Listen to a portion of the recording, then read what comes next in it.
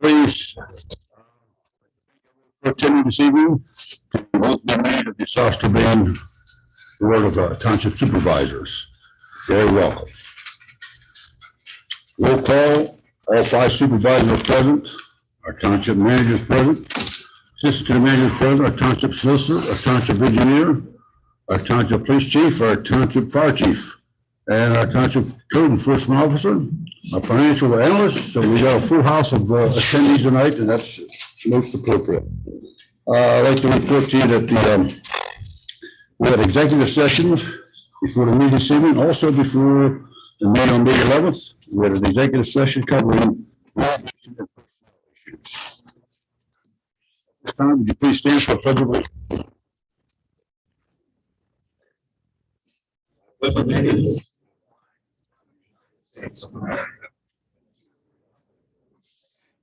One nation, under God, indivisible, with liberty.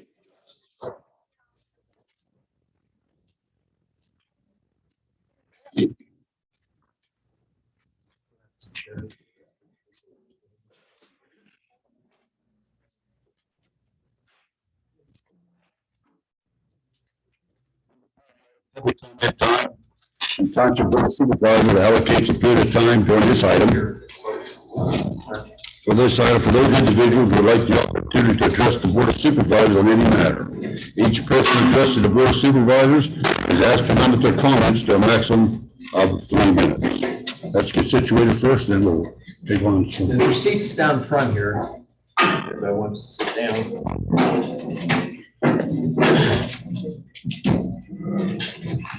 Thank you, guys.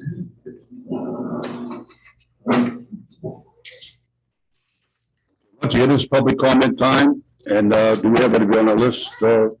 Stanek, or anybody in the audience would like to come forward? Take public comments for the public hearings during the public hearing. If it pertains to a public hearing, you can speak during that time, or you can speak now. Yep, come up here, come up to the podium, please. Address, and you got your 3 minutes. I think the comments, if it's part of the public hearing, should be done during the public hearing. That would bring the record. Okay, was this has to do with the public hearing on the All right. Only for public comment. Public hearing. Got it. This is a thank you to somebody. That works.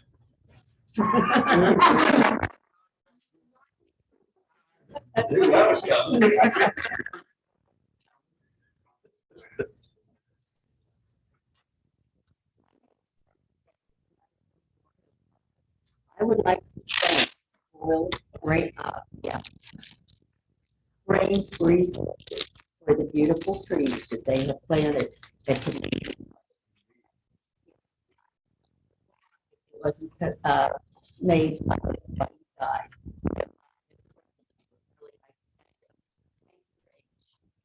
Nice. Right.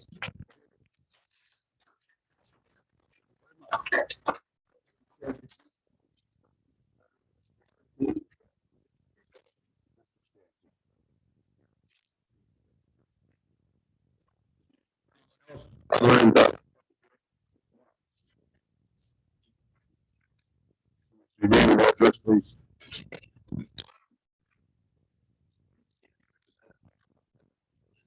Unless you want to run to the podium. My name is Sharon Fletcher. I reside in 937.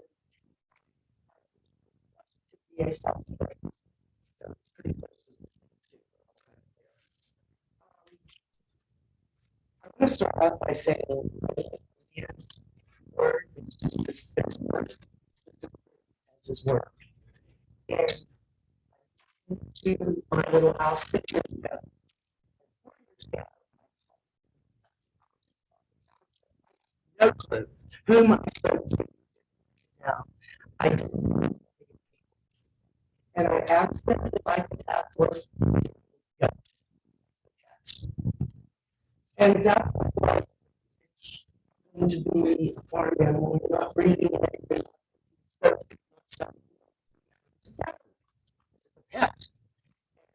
said, well, I'm a single mom.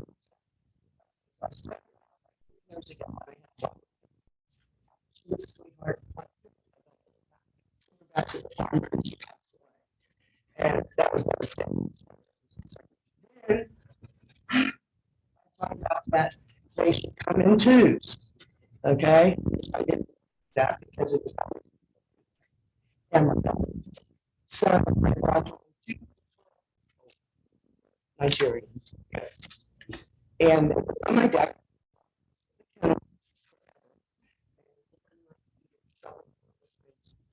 neighbor, it was kind of like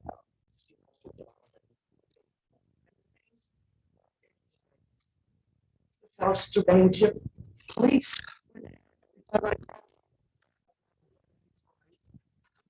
Anyway, I called like everybody I knew. Where my dog was protected because this woman was throwing. My dog did not like her, and I should have listened to her.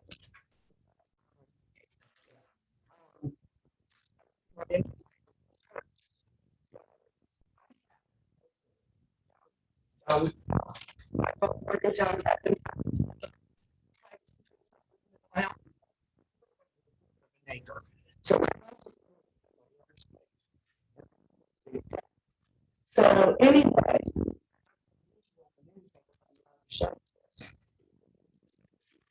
you have no idea.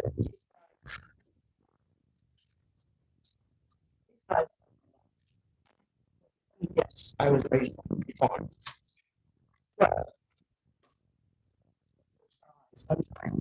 Finger size. Anyway,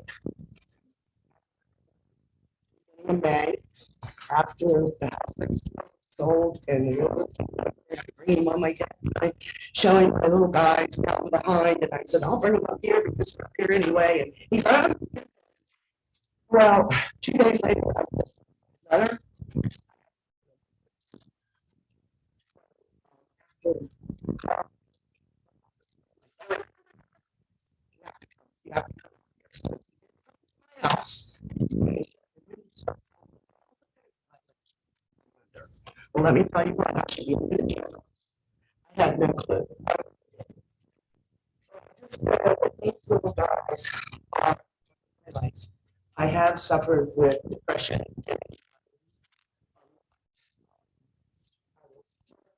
Washington County Health Center, and I went out 10 years ago, disabled.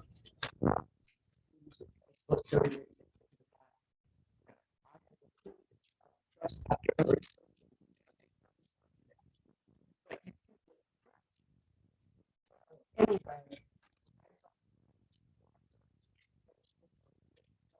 I'm gonna go. This is I said, yeah. But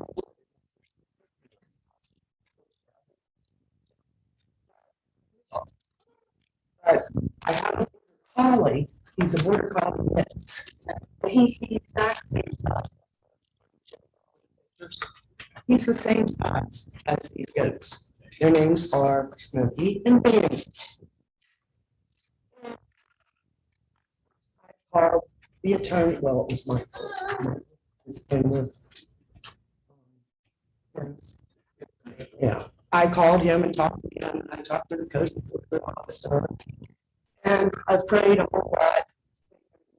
Somebody's got to come through with me. Country, I own, but with disabilities that I now have, I'm to my people in my house.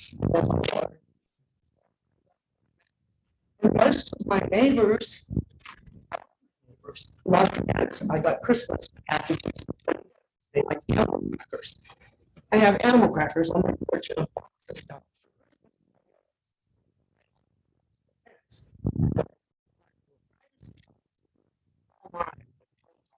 Why would you do that? Yes, I like to watch them.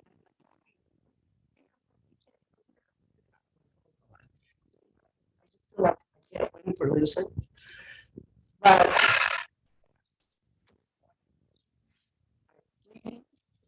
please, make breakfast. his office. Like during the COVID and when my neighbor kind of went with me, I don't know what I would have done without this. Spent a lot of time out with them, or, you know, but I could just.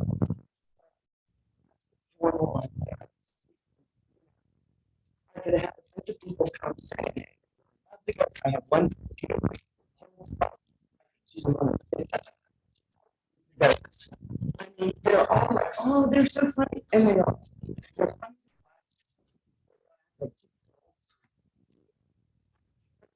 Yeah. And my dog is so the size of my water talking. It's up a little higher though. But part of my life.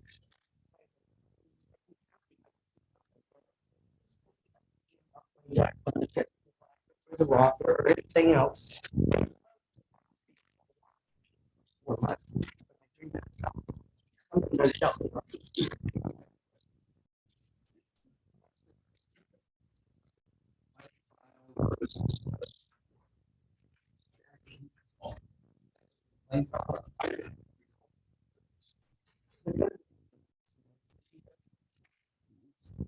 He said, it was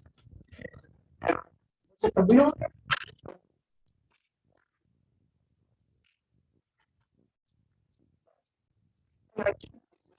Complain about. Make noise.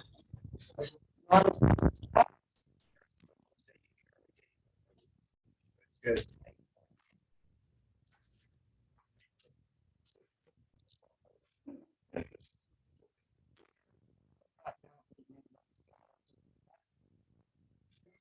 They have anything secure.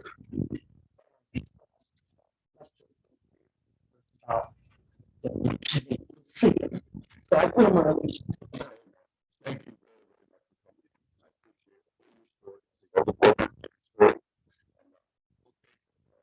We'll discussion, we'll get back to you.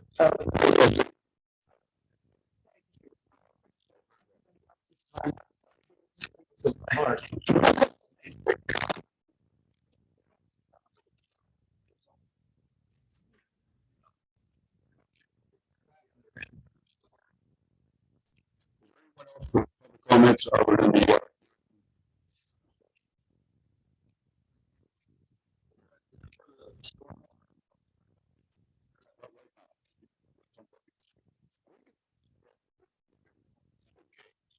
Minutes. 1920. Motion. Thanks, Mr. Murphy, a second. Look at this, any discussion?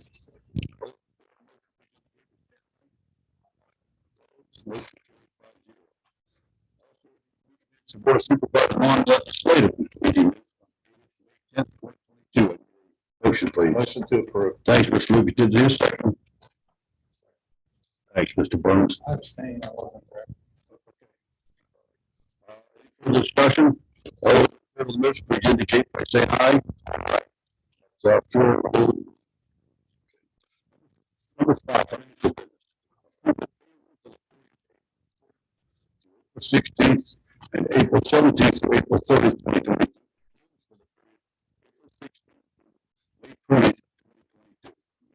Thanks, Mr. Burns. Do a second, please. Second. Thanks, Mr. Lucas. Any further discussion? Saying aye. Number 6, announcement.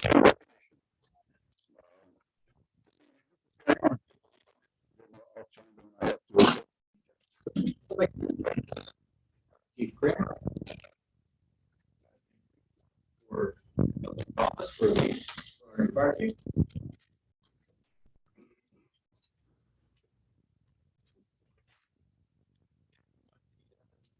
Right there.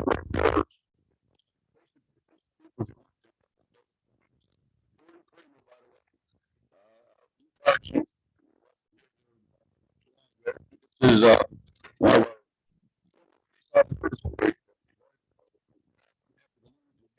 but we're very proud of him for being our local magistrate also. So, Mr. Manfredi, you can. Okay.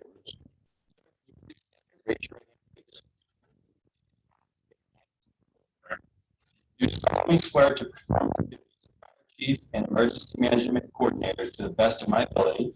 Do solemnly swear to perform the duties of fire chief and emergency management To serve my company officers and firefighters officers and firefighters with respect and dignity. to guide the department's mission, vision, and serve my residents and Strabane Township with compassion, courage, and integrity. To serve all residents and visitors of South Strabane Township with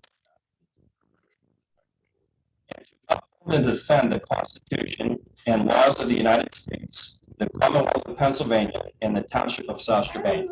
and to uphold and defend the Constitution and laws of the United States, the Commonwealth of Pennsylvania, and the Township of South Strabane.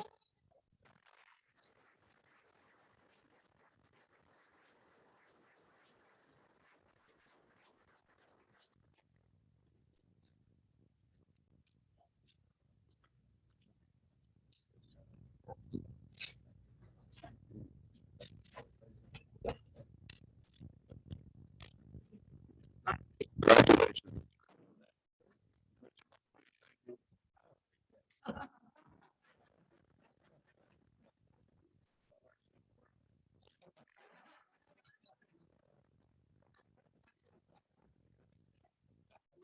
Captains in the room as well.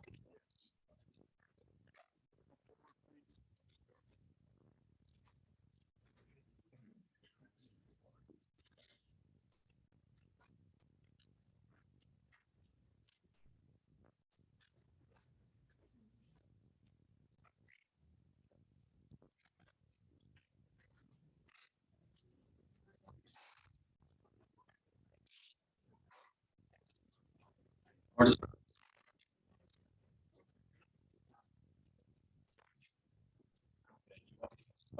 So you guys, you want to read from this, right? Both. I think go slow and we'll read. Please raise your right hand. I state your name. Do solemnly swear to perform my duty Do solemnly swear as a fire captain to the best of my ability to my ability to serve my fellow career and volunteer firefighters to serve my fellow career and volunteer firefighters and chief officers with humility, and chief officers with humility, respect, and dignity, respect, and dignity, to support the positive mission, to support the mission, vision, and values vision, and values of the South Strabane Fire Department, of the company are to serve residents and visitors of South Strabane Township in Township. with respect, compassion, courage, and integrity. Guys.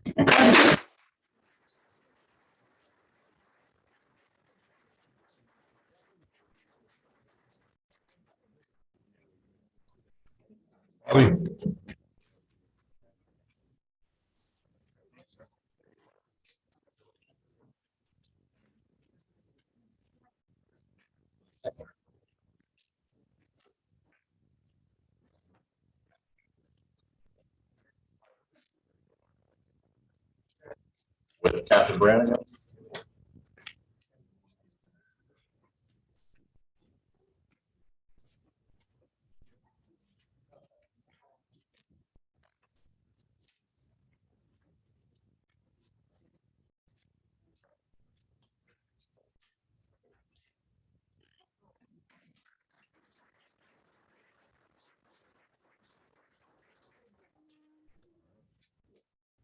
Ringer, Michelle.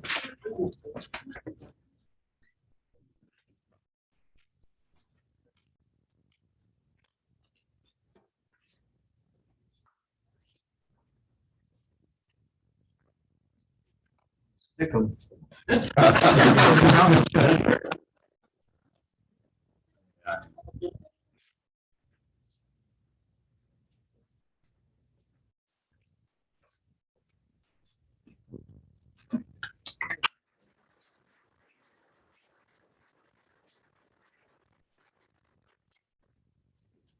Hudson.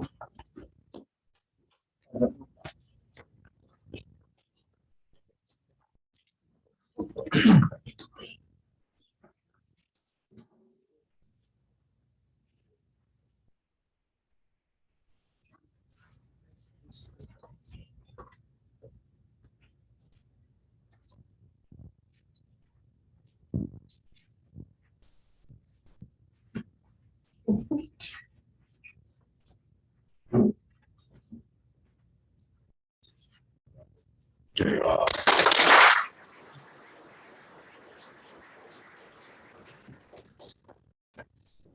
All right, then listen.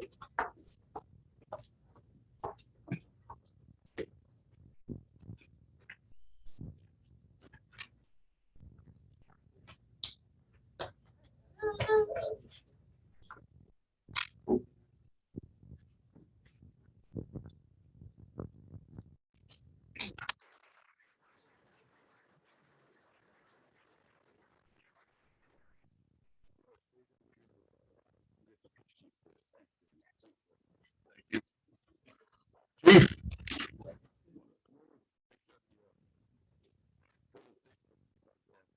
Administration of the oath of office.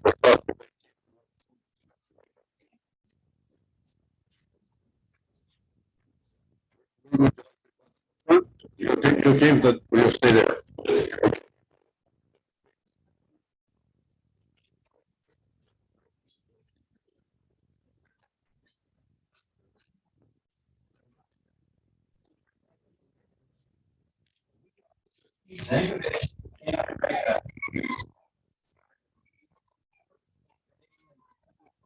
Constitution of the United States, the Constitution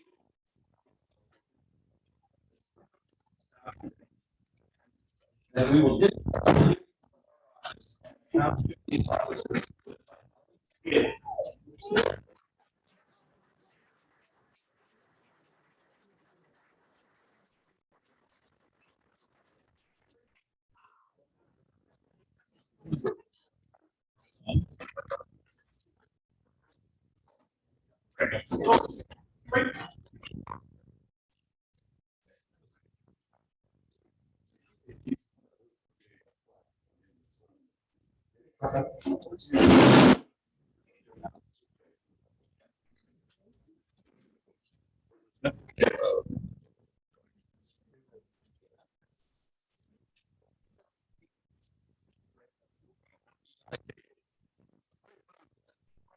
Right.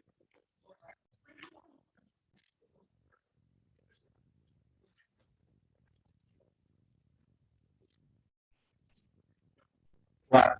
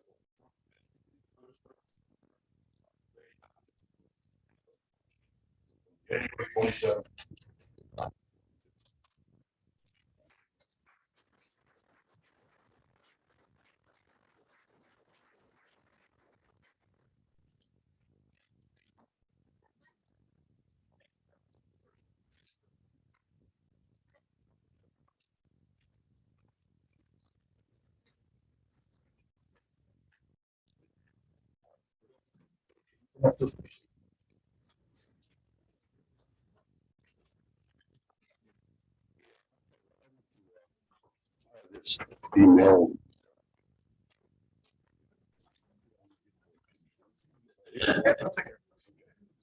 I had the same thing in mind. Okay, good.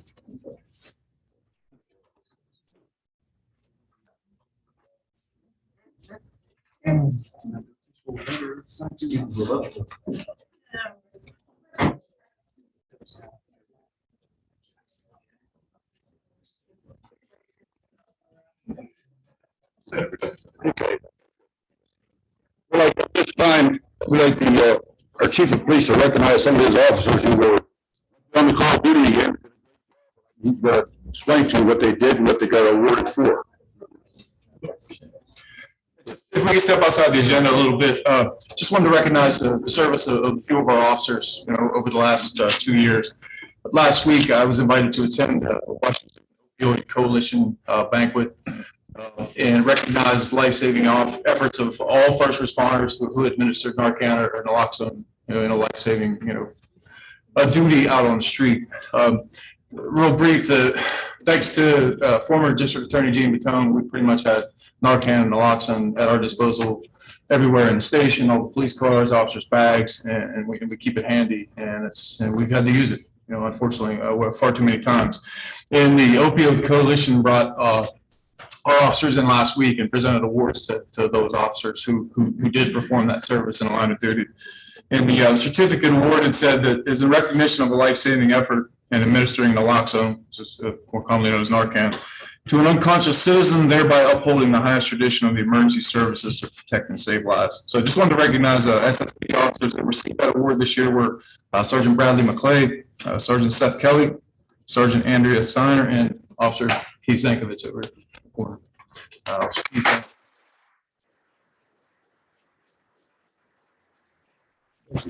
Thank you very much. Okay, next, before we move on to township reports, I'd like to bring to the front here, Paris Sala. Paris, come on up, please. This is your big moment. You can stand right here if you want to. I want to introduce Paris to everyone. She's going to be our LGA administrative intern for a period of time. I'm not sure how much time it is. How many weeks do we get her? 12.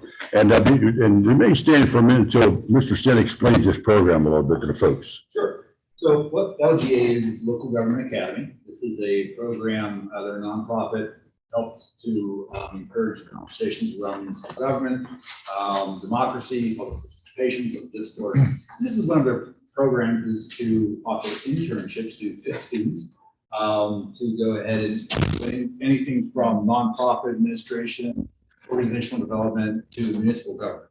And Paris here has a big goal of getting into municipal government, wanting to learn more about city management, township management, and whatnot. And we thought that she was the perfect pick. And she'll be helping us with several key things over the next couple of months. And we're excited that she's going to start. Paris, yeah, we welcome you to the township. I know you did a great job. And let's give a nice round of applause. Thank you very much. Let's move on to township reports and presentations. The municipal separate sewer system MS4 report. The board of supervisors allocates a period of time during this item for comments regarding the topic of stormwater. Each person addressing the board of supervisors asked to limit their comments to a maximum of 3 minutes. Do we have anyone who would like to speak to that issue on stormwater? I think we, yeah. So you go ahead.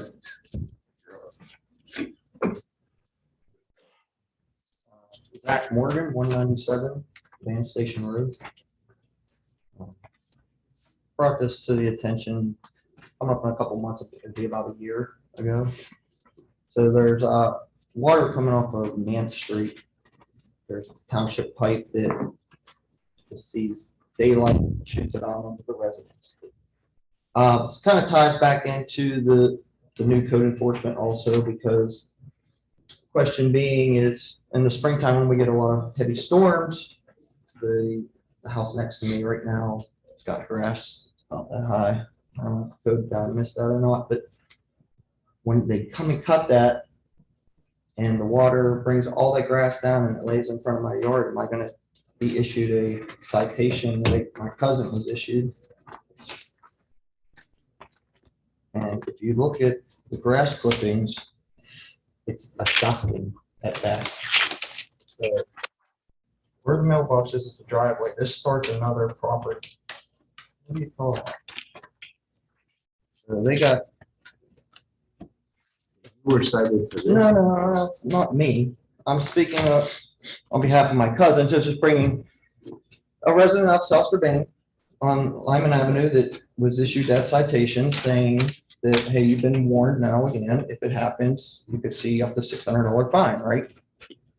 Well, there's a ton of grass. That's not their property.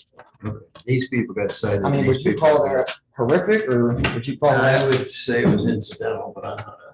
But, but what about storms blowing through? You cut your grass and then a microburst. I mean, like, whatever, some wind blows some grass onto the, is that what we're doing? Like, I'm a cyclist, I ride through the roads on South Strabane, so I get it. I don't want the grass on the road. This could be a good thing. This could be a weaponized thing. This is very subjective. She probably got this for speaking out on the pancake skateboarding thing, but regardless, okay, but regardless, I have to do with it, but I'm saying, I didn't care what went in that facility, but her neighbor was cited too. Now, she is a widow on a fixed income. I mean, you might as well just make that 600, 6 million. There's other ways of going about this. My cousin runs the Dreamers Corporation in the city of Washington. It's a nonprofit that reaches out, that can help elderly, veterans, with home improvement stuff. And I mean, we're just talking grass clippings right now, and I get it, you know, don't turn your blower right on and blow it in the road. That's, I mean, you could tell when somebody intentionally does this. But I guess my question is, when the stormwater brings all the grass from my neighbor's property, is that now my problem? Get that citation? Because like I said, I don't think the code guy gave a citation to him yet, but I think it's probably bank owned. A lot of houses that fit on Van Station Road have been bank owned. Grass gets very, very high. I've cut properties because the grass got so high.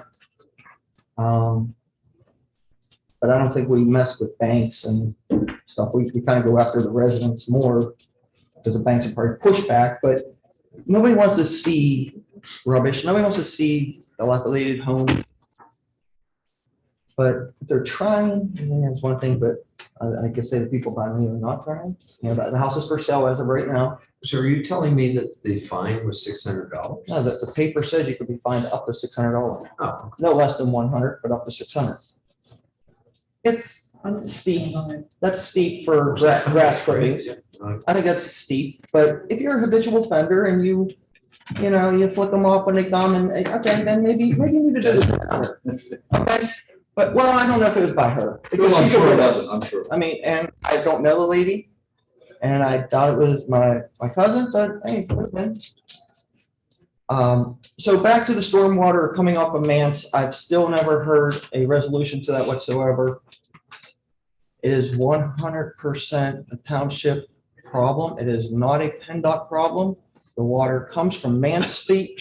It sees daylight and shoots it out on a private property, and it all comes down to me and makes it to the storm drain on Van Station Road, right across from Lake Hall. Now, you cannot tell me that that is the most efficient path. So my yard is a swamp, and it is not from runoff. It is a swamp at the edge of the road because of the amount of water. So I asked PennDOT, hey, can I get a storm drain put in on this side of my property? I'll help pay for it. They said it's gonna take an act of God. So I don't know what I'm supposed to do. I went up to the neighbor's house. The house is for sale that has grass up knee high. And I've been putting pipes in, trying to divert the water into the storm drain that is there. But the water doesn't go there. It goes over top her driveway and down to my property. So I think a year has been enough time, Brandon. I know you said you're waiting to hear back from PennDOT. I think that's how about you had the engineer go out. He said water runs downhill. All I'm saying is, why is there a pipe that shoots out the daylight? I mean, does the EPA know about that? I'm not allowed to just erode land, right? So that's all I'm asking. I'm not a bad guy. I just asked for some answers, and there are no answers. We always are told, like, you guys don't interact, and I get that, it's not an argument, but there's never answers. Where are the answers? It's not like it goes on a website, it's not like it goes out in a newsletter. There's notes taken, but there's no answer. Is there somewhere to get answers? Or no? Yeah, the group on this and see what. Last year.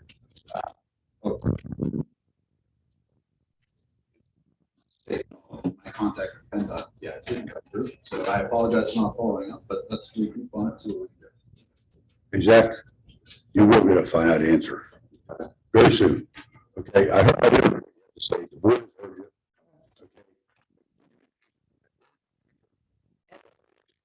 And as far as the ordinance on the weeds and stuff, or it doesn't.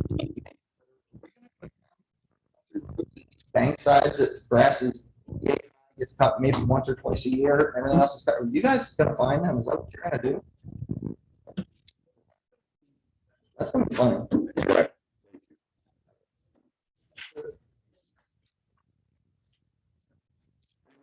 Speaking of stormwater. Township manager report. The Secretary of Treasury report. Yes, sir.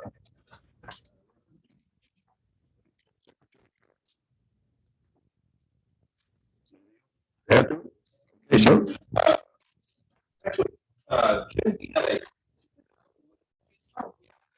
We had previously meeting last Thursday and decided we're going to move forward with the flyer and the announcement on the township Facebook website. I have hard copies of the flyer, provided agendas. I have nominating applications also at the same locations. We're going to be issuing a press release to the OR soon. We're going to have some more advertising about that, but we are officially accepting nominations. They are due August 1st. Categories include residential, agricultural, and commercial, and we're looking forward to another successful.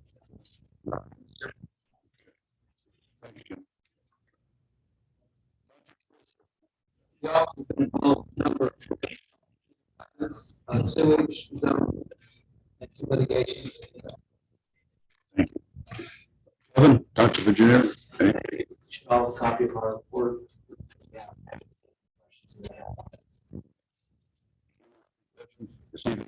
Thanks very much. Finished business.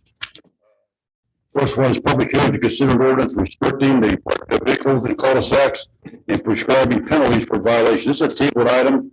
So in order to discuss this, we need to move a motion to. Second.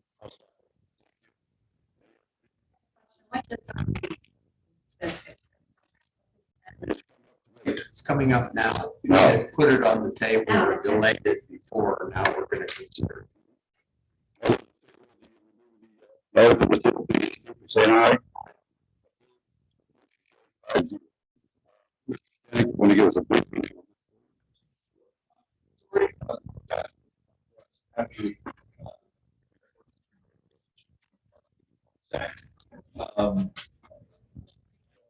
Reason for that is the consider for the safe maneuvering of commercial vehicles.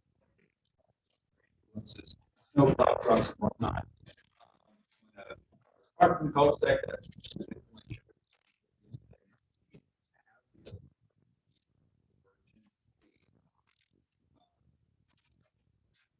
going to be larger than you go around cul-de-sac. So, about the fact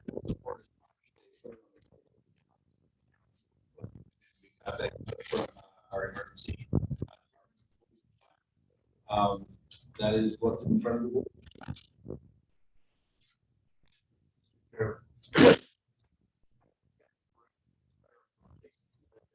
Talk about it.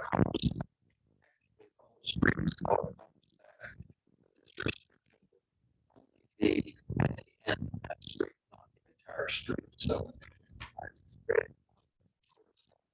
Apparently people that were anybody on the entire street.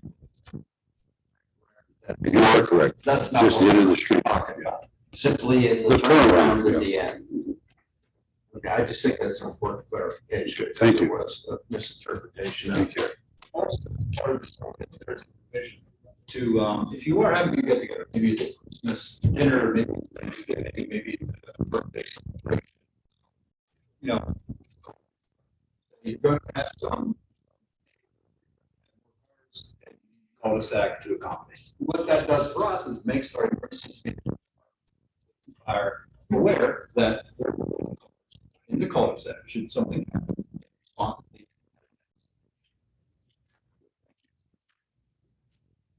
Have a board member have a comment? Well, I think we're hearing stage right on, Mr. It's open up the hearing. That's begin to hear. Second. Saying aye.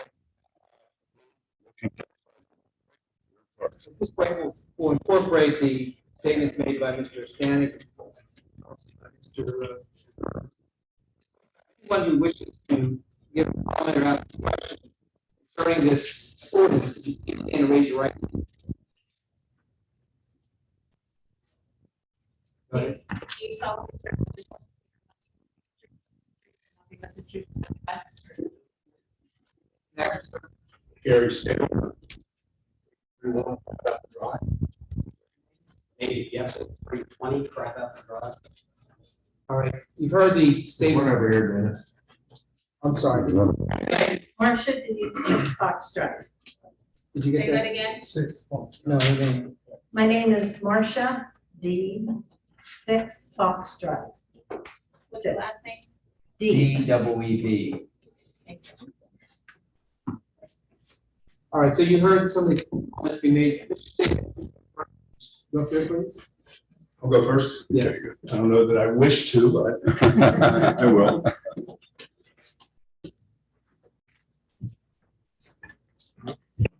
Okay, so I made some notes, hopefully keep things moving along. I'm here because I oppose the passing of this ordinance. I live on a cul-de-sac, 331 Crab Apple, been there for 29 years. I don't see the need for this ordinance. And I don't think, my take on it, it's a matter of convenience that we want to do this. It's not a matter of safety. I just heard, and I'm going to go off script a little bit. I just heard that we can get exceptions to this if we call within 24 hours. How does that make it safe? There's no way that makes it safe, because the same impediment is there. If you're saying it restricts access by a fire truck or an ambulance, the same impediment is there. But let me go on with this, and I want to try and address a number of things. And one of the things that I saw in some of the minutes where we want to do this because other communities are doing it. Not in favor of that. I don't think we should be like other communities. If we want to be like Upper St. Clair and Mount Lebanon and have over restrictive ordinances and beat up our residents and fine them and take them to court, I think we're going the wrong direction. So I'm opposed to that. So if we go into the history of this, I don't think we have any history of this being a problem. Access by the fire department, access by an ambulance, access by the police. We have regular traffic of trucks on our cul-de-sac, primarily garbage trucks every day because we don't have garbage collection. So everybody's garbage collection is a different day of the week. Garbage truck comes down that street every day. Every cul-de-sac in South Strabane they access. Are people not getting their garbage collection? Is there a complaint there? I don't think so. I think those garbage trucks are getting through. As a matter of fact, what they do, they have a different technique, each one of them. 4 different companies, they all come down the street in different ways. Some back their trucks down, some pull down and do 3-point turns. I'm sure if a garbage truck can do a 3-point turn in a cul-de-sac, a fire truck can do the same thing. They've all got the same mechanism, steering, brakes, reverse, and capable drivers. So there's nothing that's going to say the fire truck can't get through or will be delayed in accessing a fire or an ambulance. The snow plow, which I think is another concern, I've been watching this for 29 years. The snow plow doesn't necessarily even plow to my driveway. It would come about 20 feet from my driveway. But their technique is they come down the center of the cul-de-sac and leave at the initial snowfall. That's how they treat the street, just so you can get in and out. Then they come back 24 hours later, maybe, and clean off the rest of the street. My experience in 29 years is last year was the first winter they came anywhere near my driveway. Why they wouldn't plow near my driveway, and I called and I was told, oh, we don't get to that till later, later in the week and things like that, and I was put off. I assumed it was a mechanical reason the trucks couldn't make that sweep. Not so. This year, he must have a new driver on the right route, because he did an excellent job clearing that street. But I have to say, 29 years there, I haven't seen a car parked in cul-de-sac during a snowstorm, because in our neighborhood, I think we extend the courtesy to our plow drivers to stay out of there when it's snowing. It just, we just don't block it. And then I want to get back on this theme of, we're going to latch onto this safety thing. Well, if you want to talk about safety in South Strabane Township, there's so many more things you guys can be doing to help us. Look at the entrance to Windsor Highlands, the two at Phillips and at Warwick. Horrible entrances. No signs. Nobody knows which side to put her out. There are people all the time. There's all kinds of problems with that. You're going to kill somebody there. You're not addressing that. And I got a list. I can go through. I try to keep it short. You got signs blocked with shrubs that are growing. We've got two-way stops where there should be three-way stops. This is the board that voted to eliminate the road that was supposed to go over to Washington Woods. The fire department opposed that. Didn't seem like safety was that important on that one. You guys aren't putting the road in coming out of Washington Park. You're opposing that. I mean, we use that park. Those are our residents. So, if safety's the priority, we're certainly not following through with it. In other places, it would give us a bigger bang for our buck. Then the other thing, I almost find this, the other ordinance you guys are going to take up tonight is because you want to, it says right in purpose, you're going to preserve property values. Well, this ordinance is going to deteriorate property values, because you're going to take all these people that had been able to have been parking in these cul-de-sacs for years. Now you're going to move them up on the street in front of other people's houses, and they're going to be calling and complaining next.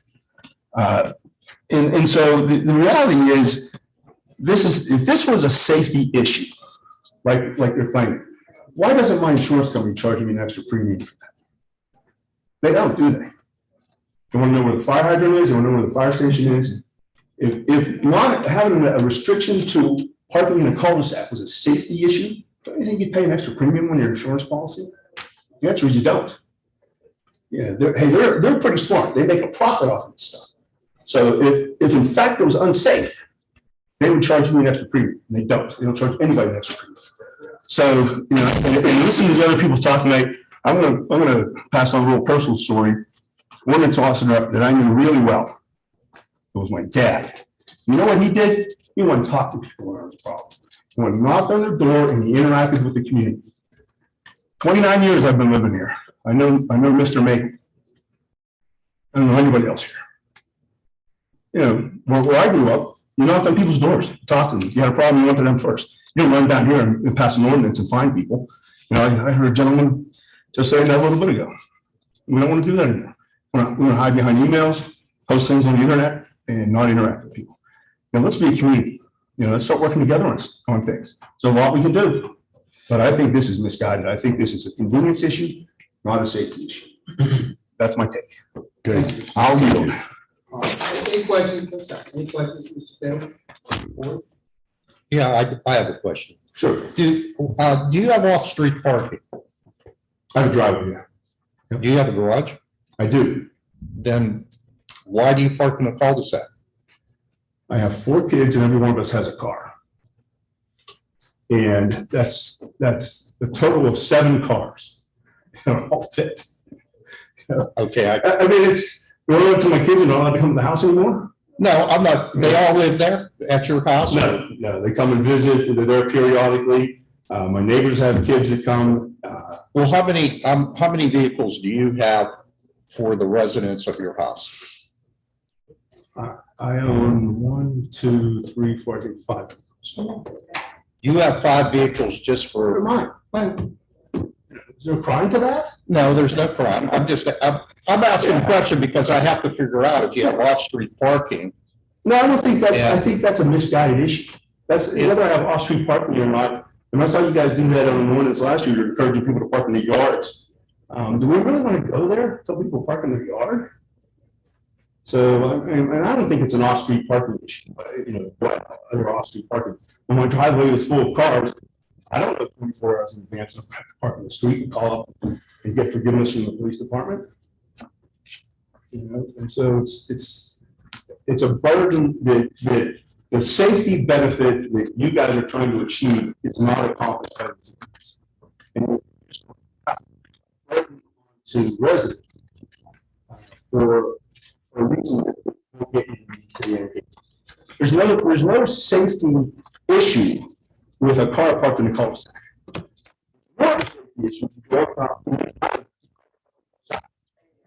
Every year I go through.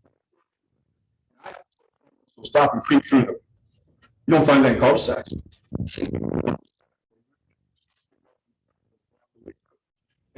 So I think if you're going to ban parking, you have to go the whole, everything. You got to go the whole way. Don't pick on me.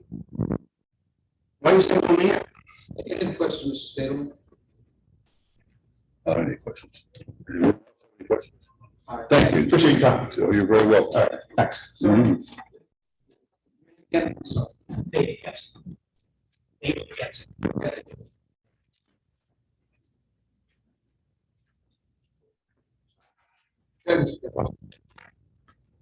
Well, echo, I'm here as well as I oppose. We live across.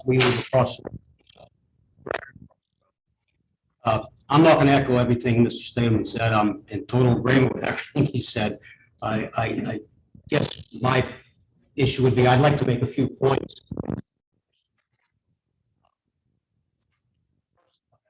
Question would be, what is the genesis of this ordinance? Who proposed it? Is there a reason why it was proposed? Did we have an incident that occurred? What's the genesis of it? Standing, Yeah, we were,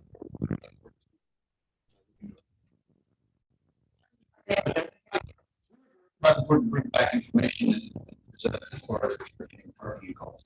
But I don't think that answers my question. My question is, was there something that occurred? Was there a specific instance that occurred that we felt was necessary to do this? I don't believe that, well,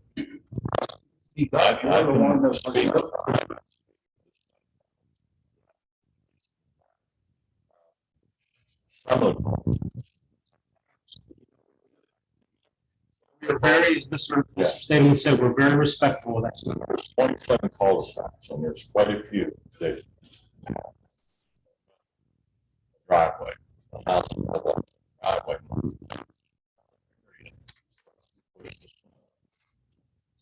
And that's right where they park. So we have no way of counting these cul-de-sacs until that part. Block the driveway, we don't want to block the mailbox. That's why sometimes we'll come in and go and come back later or at night when vehicles aren't parked there. So are you saying the snow plow is, I think this was, put forth as an emergency issue? It could be if we can't completely clean the cul-de-sac. Yes, I understand. That was for my information. the other thing, if it's our biggest fire truck, you need 40 feet to turn that truck around. Then you're pulling hoses. And We don't have 40 feet in the cul-de-sac. If you park cars in the cul-de-sac, they can't turn the truck around. They can't get in there. Turn it around. That was one of the things our fire chief.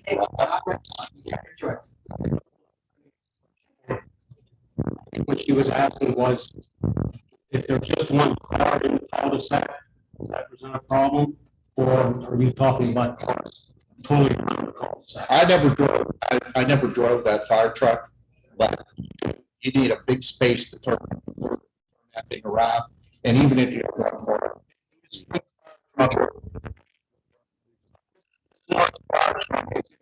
truck, One's a ladder truck. okay, and we need a ladder truck in a residential area?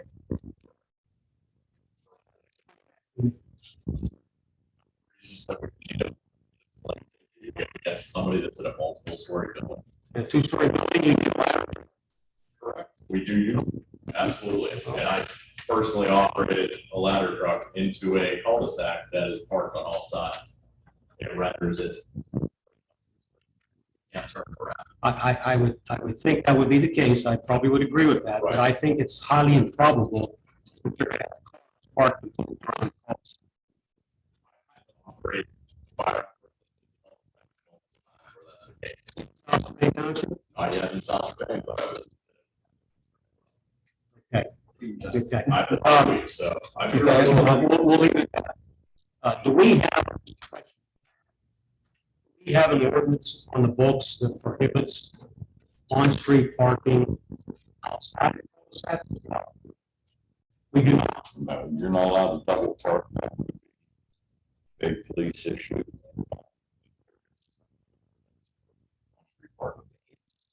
In Windsor Highlands area, which is where we've been. We have.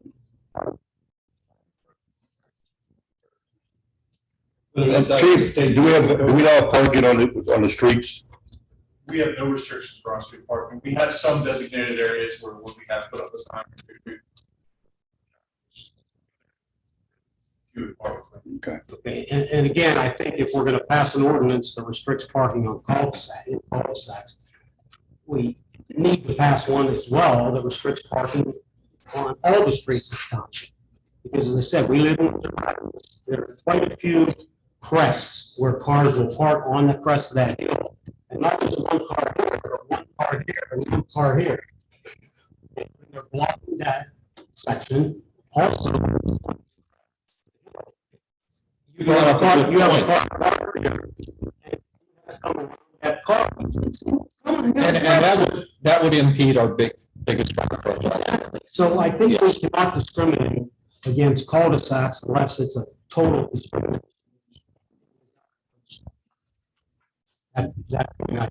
I'll stop there. Okay. Second point I want to make, and I don't know if it's a point, I guess it's a point, not a question. I drove around through Cameron Estates. I drove Washington Woods, two plans in this area, as you well know. Well, let me back up a minute. Last year, or maybe a year and a half ago, the township came through and put signs up in the various cul-de-sacs. No parking in the cul-de-sac. There were signs erected, okay? Not a single sign in the cul-de-sacs of Cameron Estates or Washington Woods. Again, the question is, why would that be? There were signs put up at Cameron Estates multiple times. Russ, they're not there now, buddy. I know, multiple times I brought Okay. this to the board's attention. And a related question, what teeth does that sign have? If we didn't have an ordinance in the first place, we're now passing an ordinance. What was the point of those signs? And what, as I said, what legality do they have if there was no ordinance? We don't have one yet. So what was the purpose of those signs? Point made, Mr. Gadsden. Go ahead.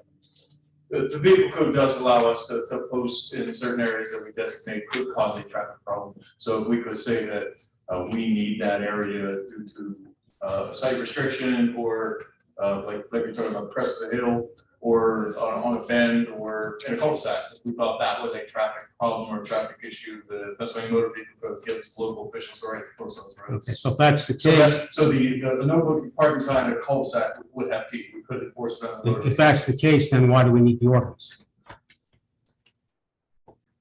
If we put a sign in every cul-de-sac, we would not. Pardon? If we put a sign in every cul-de-sac, we would not need an ordinance. It is the simple answer to that. Right, and as I said, as we stand here and speak, there are many, many cul-de-sacs in this township, and those plans I mentioned do not have signs. I agree with you 100%. I can't keep them up. It gets expensive after a while. Does that not say something, Russ? I mean, we don't have a representation of every resident of a cul-de-sac at this meeting, but if the signs are disappearing, that speaks volumes.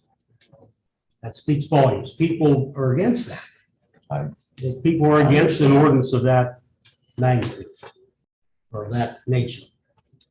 Okay. Good. Let me collect my thoughts. I think I had I think that might be all. Any questions of Mr. Getzik then? Any questions, of supervisors? Hey, thank you very much. You're You welcome. want to come on? Sure.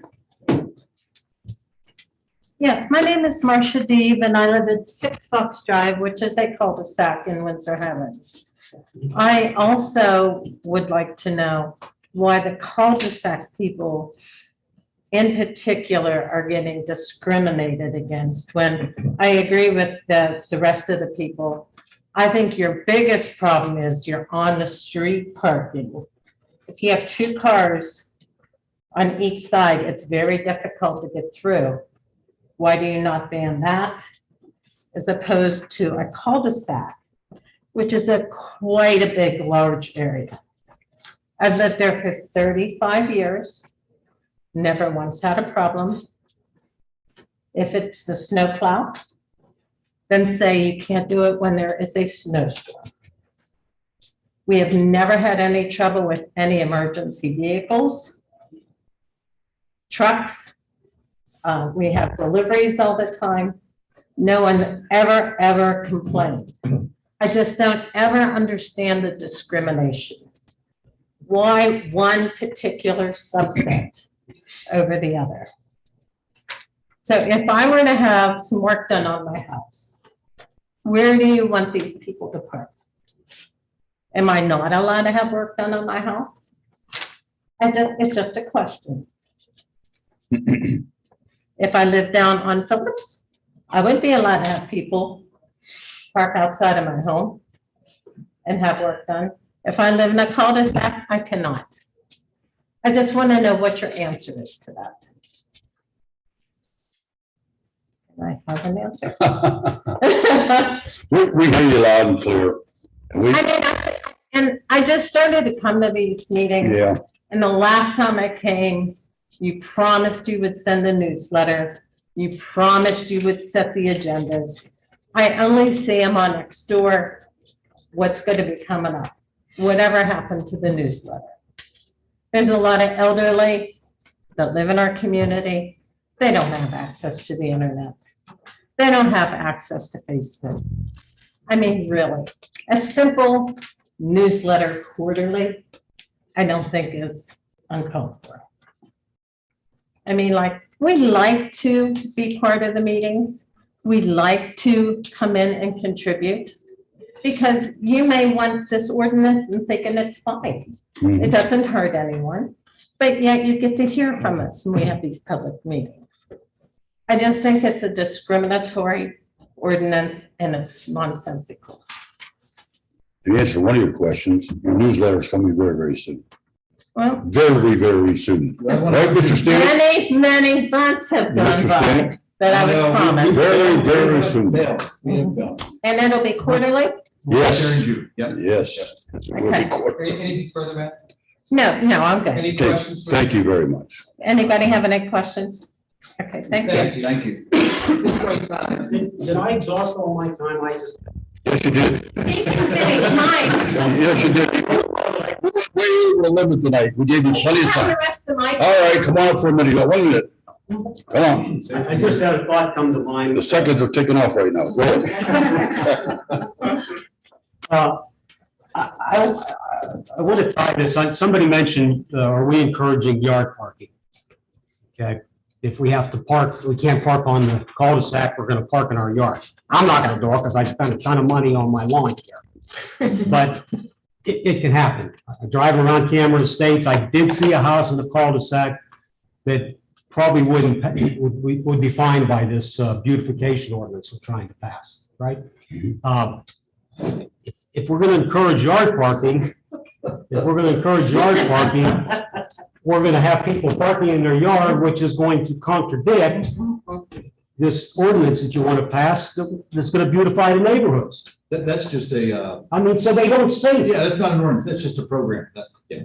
no, you're passing, no, you're this living ordinance Tonight, the, life, whatever. life. Okay. I saw the program. But I don't think there's two I things. apologize. I don't think they're compatible ordinances. all right, So that's the point I needed to make. Thank you. Thank you very much. I'll take At this point in time, should a motion to place into evidence the following two exhibits, exhibit A, which is the proposed ordinance to be considered for tonight, and exhibit B, which would be the advertisement for the said ordinance. A motion to place that. Thank you, Mr. Berger. Second, please. Second. Thank you, Mr. Lukatich. Submitting those records, please indicate by saying aye. Aye. Opposed? Motion carries 5-0. Is there a motion to close the testimony for today's hearing? So moved. Thank you, Mr. Burns. Second, Mr. Murphy, thank you. In favor of closing the hearing, please indicate by saying aye. Aye. Opposed? Motion carries 5-0. Under discussion, please, Mr. Chairman. Yes. My recollection was that earlier on, we had talked about restricting parking during winter snow emergencies, which I struggled with. But this seemed to have grown out of that, and I'm not sure that this. Maybe out.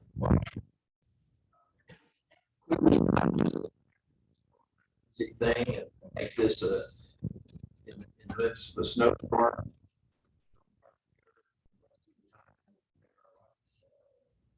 It seems like we might be fine tuning the sledgehammer here. Thank you, Mr. I agree, the original was brought up to that inch or more snow when it's plowable. That's what I asked for. That's what I'd like to revert to. I think we're solving this problem. We're creating a problem to solve one that occurs like 5 times a year, 5 days a year. So everybody parked in the cul-de-sac, and they had driveways right there. Would make one pass through, and then they'd call me when it comes to the cul-de-sac. Give us a chance, park Well, on the road. I think we talked at the time, I made the suggestion that we communicate with the residents with a flyer or with a letter, whatever, saying, here's the problem. Yes. When it snows, we can't clean the cul-de-sac. So if you stay in your driveway, we'll clean the cul-de-sac. Call that communication. We talked about it. Everybody said, yeah, that's a good idea. Let's do it. And now instead, we're telling people they can't park in a cul-de-sac in the middle of August. Well, it was the issue that brought up the cul-de-sac, I believe, is the fire trucks. If I remember correctly. Is there maybe restricting parking in cul-de-sacs at a certain time? So that's maybe parking in cul-de-sacs. Streets. It's better, it's not good.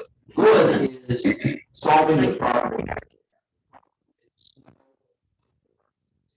So if you simply state you can't park in a cul-de-sac during a snowstorm, you've solved your problem. This, you pick 3 or 4 months. See that as a solution. That's not the entire problem. The reason this was brought up is because of safety for the community, for the residents. If somebody's house catches on fire and we can't get that truck here, what are we gonna do? And we can, and I don't have a crystal ball. Emergencies. Crystal ball, I don't know if somebody's house is gonna catch on fire. Can't park in the house. Well, we shouldn't have public parking on the streets. They brought it up I that don't think this is. in Windsor Highlands, yes, they're parking on both sides of the streets.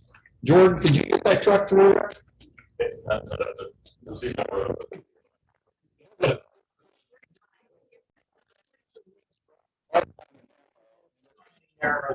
Yeah, but if they're parked on both sides, leave that truck through there, it is a possibility somebody's gonna get their car hit. It's not just park on both sides. I mean, side of the streets are still, as I said, many of these, the crest of the hill creates a problem because you can't see the car coming from the opposite direction. That's more of a risk than parking Exactly. outside for a fire truck. Mhm. Is blocking the road to get in. I agree. Because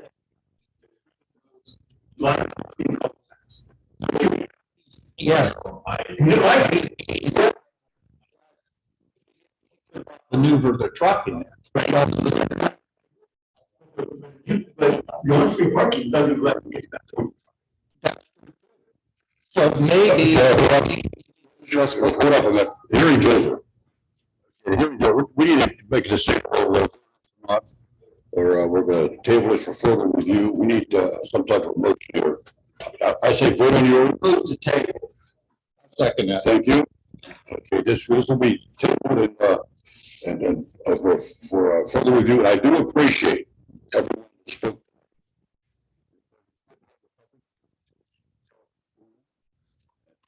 Direction which way to go. So you did well.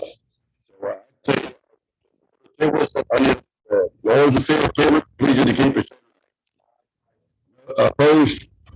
This is 5-0. Thank you everyone for your input. I do appreciate it. We'll take another look at the whole situation. Authority for the manifold Strabane project. Mr. Stanley?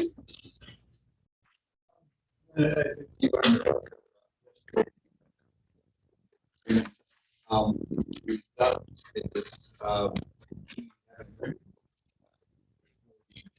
project that was just completed in Waste Connection.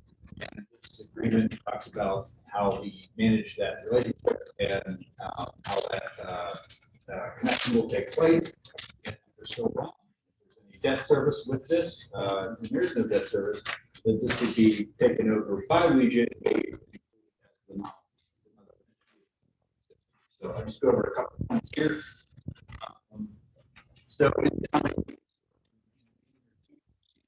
Also on the agenda, needs a dedication to Vegas, particularly to Egypt, so it'll become their property, their maintenance and part of their maintenance and operation. We also acknowledge in this agreement that as a result of the increase in capacity that this project provides, it necessitates an upgrade to what they call a surge relief valve. The amount of roughly $450,000. Township anticipates completing design and construction work next year. In the interim, we worked with Region for them to agree to install a smaller surge relief valve right now, the amount of $30,000. And so what that does is, help me out there.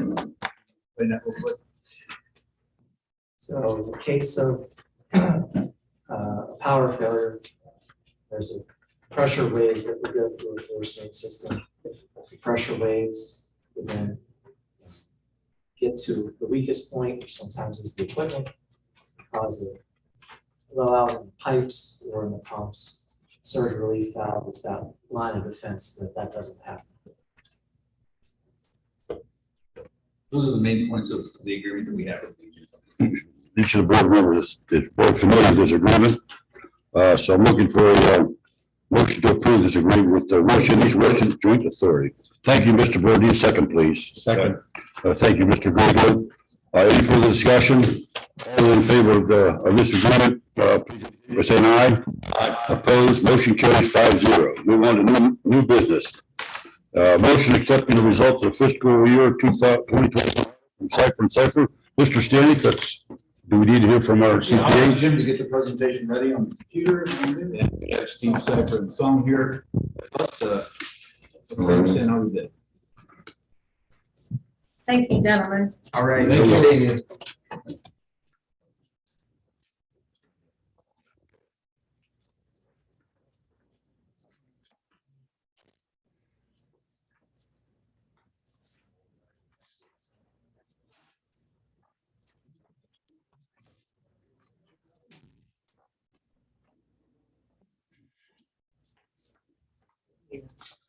What's his name again? Stanley, I always forget his name. Steve, welcome. Welcome back. Thank you. I hope you have. I'm sorry, sir? I hope you have a good report. We believe we do. Evening supervisors and members of the public. We have a presentation which is on the board. You're welcome to follow along with this. The supervisors also have a paper copy. With the auditors, Cipher and Cipher, We're here because the Pennsylvania Township Code calls for an annual audit of the township financials. In this case, it's the year ended December 31st, 2021. The financial statements themselves are prepared on a modified cash basis accounting. The important thing for the supervisors to keep in mind is that the financial statements are the responsibility of Mr. Stanek and his staff. Our responsibility is to the supervisors who work for you and indirectly the public who use generally accepted auditing standards. And the conclusion of audit is to tell you whether, in our opinion, the financial statements represent where you were at December 31st and how you got there. That opinion this year, the bottom of the page is unmodified. It's exactly what you'd expect to see. Anything less than that would be unacceptable. The first of our financial statements is the balance sheet. Go to the next page, there we go. Balance sheet's a snapshot where we were at 12/31. General fund had current assets of some $605,000, most of it cash and investment, a small amount of receivables from other funds. We had some holding tank deposits for liabilities, small amount of unpaid payroll taxes and holding. Fund balance was $583,000. So you'll hear that word a lot in the next couple minutes. The other fund balances that are important in the township: liquid fuel, $290,000. We have a small drug investigation fund, $8,400. Capital projects, money set aside for future capital needs of the township, $161,000. We've preached this before and we'll do it again today. Fund balance is very important for three reasons. One, it's the working capital of the township. It's how the bills get paid when there's less revenue coming in at a particular period of time. Secondly, it's the contingency fund. It's where you go if you have an emergency, some catastrophic event, so forth. You need money in the bank in case you have a problem. Lastly, it gives the township supervisors the ability to do their most important job, which arguably is making South Strabane Township better tomorrow than it is today. And without money in the bank, you cannot do that. We all run a household, our own little township, and we well know that if you don't have money in the bank, life can get very difficult. Fund balance history here has been a bit of an up and down, not surprising, but in the last 3 years, the fund balance has settled into a range of about $1.2 million down to $600,000. Now, if we go to the next page, the question always comes up, well, how much is a good fund balance? 5 people in the township know that number because you're the 5 people that can raise your own taxes as well as everyone else's. So what we do is offer rules of thumb, 10%, 15%, and 20% of the current budget, that's the 22 budget. And we have numbers there that range again from 600,000 to somewhat close to $1.4 million. The orange color, yellow color represents that $583,000. You draw a line across, we're somewhat below the 10% minimum recommendation. But again, there's no hard, fast rule on that. The one thing that the township does have is other funds where you have set aside money for specific obligations. When you do that, your general fund balance doesn't necessarily need to be as large as perhaps 20%. Now, a couple of things that we're going to mention this year, they're not in the management letter. We think you should consider a fund balance policy, something that allows township management to reliably predict where the supervisors feel we need to be. And that's going to require discussion amongst yourselves. It works well in many other townships and boroughs who we audit, and we think you should consider it here. How did we get to this point? Last year, the general fund brought in almost 6.9 million, spent a bit more than that, 7,257,000.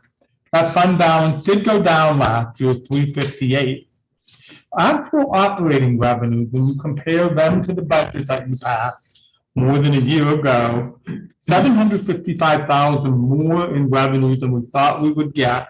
The largest variances were intergovernmental, mainly the COVID ARPA money. This was received by many governments, most for that matter.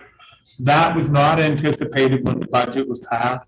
And the second thing is local enabling taxes, principally owned income tax, turned out better than the budget, but most of the townships and boroughs, school districts as well in Washington County were cautioned to be conservative with with owned income tax, because nobody knew how things were going to go.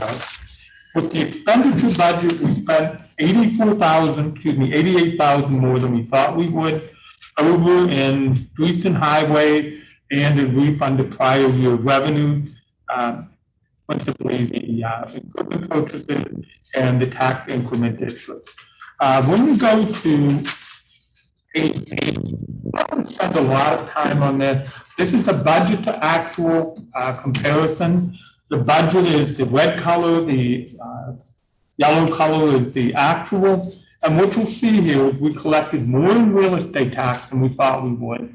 Not by much, but we did. The curious thing in many of the audits that we did over the last year, real estate taxes actually fell short of the budget. Very unusual thing. Local and again, much better than we thought. And intergovernmental revenues, which is the next to last over no one anticipated the COVID money. The expenditure, what you can see is that we hit the expenditure budget on target. Spent 7.2 million and you hit the budget within 88,000. That's really good. Turning to page 10, again, not a lot of time on this. The yellow color represents 2020 actual revenues. The green color is 2021. Very much similar, but the revenues are higher than they were a year ago. Expenditures, similar numbers, compared 20 to 21. The next three charts are high charts of what we consider to be expenditures of public safety is the first one. The green color, the biggest piece of the pie, represents the staff and contracted services, almost $2.3 million. Capital purchases, $254,000 is the next big one. All the other ones were spread widely across contributions and donations, repairs and maintenance, fire hydrant expense, and so forth. The next big category is employee benefits and insurance. This is on page 13. Yeah, there we go. Again, the green color represents the FICA, Medicare, unemployment compensation, pension expense, and so forth. Biggest piece of it. The rest is general insurance, 105,000. That's the dark red color that you see. The rest of it is health insurance, the fire department, and the public safety. Public safety being 250,000, the largest number. Page 14. Streets and highways. How do we spend the money here? Again, the green color represents the wages and contracted services. Capital purchases, 161, and so forth. The very last thing that we talk about is the management letter. This is our opportunity to give you some concluding comment on the audit. We talked about the fund balance. I will reemphasize the notion of having a fund balance policy, something we should consider. As we mentioned, the last 2 years, the pension investment at PMRF, they crossed a major milestone and gave us 20 information in there. So we're still missing 20 and 21. I said before, if PMRS was a company regulated by the SEC, other governments can't do that. Bookkeeping matters, there's a few I'm not going to go into detail, transfer between funds, management issues, and then some questions about outstanding checks, whether they should be treated back to the state. One of the things that the township is going to do this year is begin the march towards having GASB 34 compliant financial. These will be inclusive of everything that we own, everything that we owe. We're too big now to be lagging behind and preparing modified cash financial statements. We've given the manager a list of things that he needs to work on. Hopefully, we'll do this. If it ends up being 23, at least we're going to be a long way towards making that happen. The regulatory matters we talked about here, the bidding limits are changed annually. It's a good idea to keep an eye on the ball with that. Risk management, probably the most important job that the township supervisors have, making sure that what you have is protected, that you spend it properly, and at the end of the day, you can tell your public what you did. That you have an audit report with an unmodified opinion is evidence of that. Are we in good financial shape? Yes, we're in good financial shape. So, thank you. The thing that I would tell you, it's not going to get any easier. Inflation is running wild. It's hard to find people to work. So keep your eye on the ball. Lastly, we'd like to thank Mr. Strabane and Mrs. Kaufman. Awesome job. The operation we get doing the audit is very good. Supervisors should be very pleased with that. And our final thanks is to you. We appreciate the opportunity to be the auditor. If you have any questions, we'll be happy to answer those. If not, you can always come back or you can call us on the phone. You made the statement I want to hear. We're in good financial shape. Yeah. And that's what I care about. Which means we're all going to good. Marie, good job. Thank you. Of course, you guys for backing us up. Thanks, Marie. Just to go off Mr. Cypher's comment regarding fully understanding what we own, because we're that complex, we're that big now, that I think we did budget for a inventory and analysis of our, I can't remember the term offhand, but an inventory and analysis of what we do have. Inventory and audit of what we do own. One of the fundamentals of full accrual GASB 34 compliance statements is we need to know what we own. Right. Obviously, we own the building, we own the one across the parking lot, this table, but we need to know what it was at historical cost. Most appraisals will tell you what it's worth for insurance purposes. If we have a fire, well, we need to spend a lot of money to buy a new one of these. But those companies, industrial appraisers, valuation engineers, valuation resources, all three of those and there are others who will come in and make an estimate of what this place originally cost.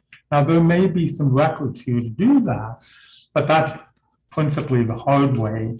I think hiring an expert that will come in and do that work for you. The biggest single choice that you're going to have is what we will do with the infrastructure of the township. we own roads, we own sidewalks, we own manholes, sewer system, a lot of different things. And a decision will need to be made what you want to do with that in regard to your financial statement. And it's a big decision because it will add to the cost of making that conversion. Most governments don't do that. Some of them do though. And that's something you should consider, considering again, how much we have here. I think we're important enough to do it. So I think what we have, and I'm going through a couple of proposals now, we'll have something back to you in June to approve an agreement or a contract with an industrial appraiser, and we'll do the rest of the year.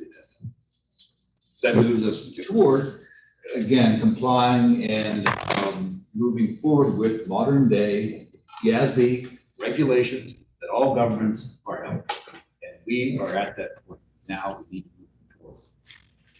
One of the things, and Nick just very briefly, the regulators who look at our financial quality, if we go out to the bond market and want to sell bond to build a new road, build a new building, embark on a new park system, whatever, they look at the financial statements we produce, and modified cash is not to their liking.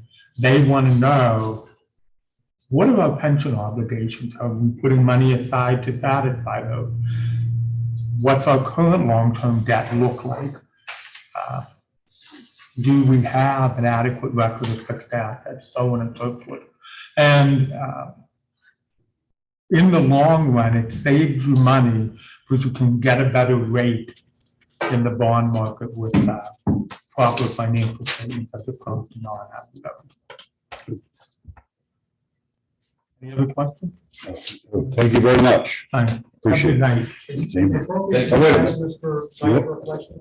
Who? Is it appropriate for you to ask? Go ahead, you can ask a question. Go ahead.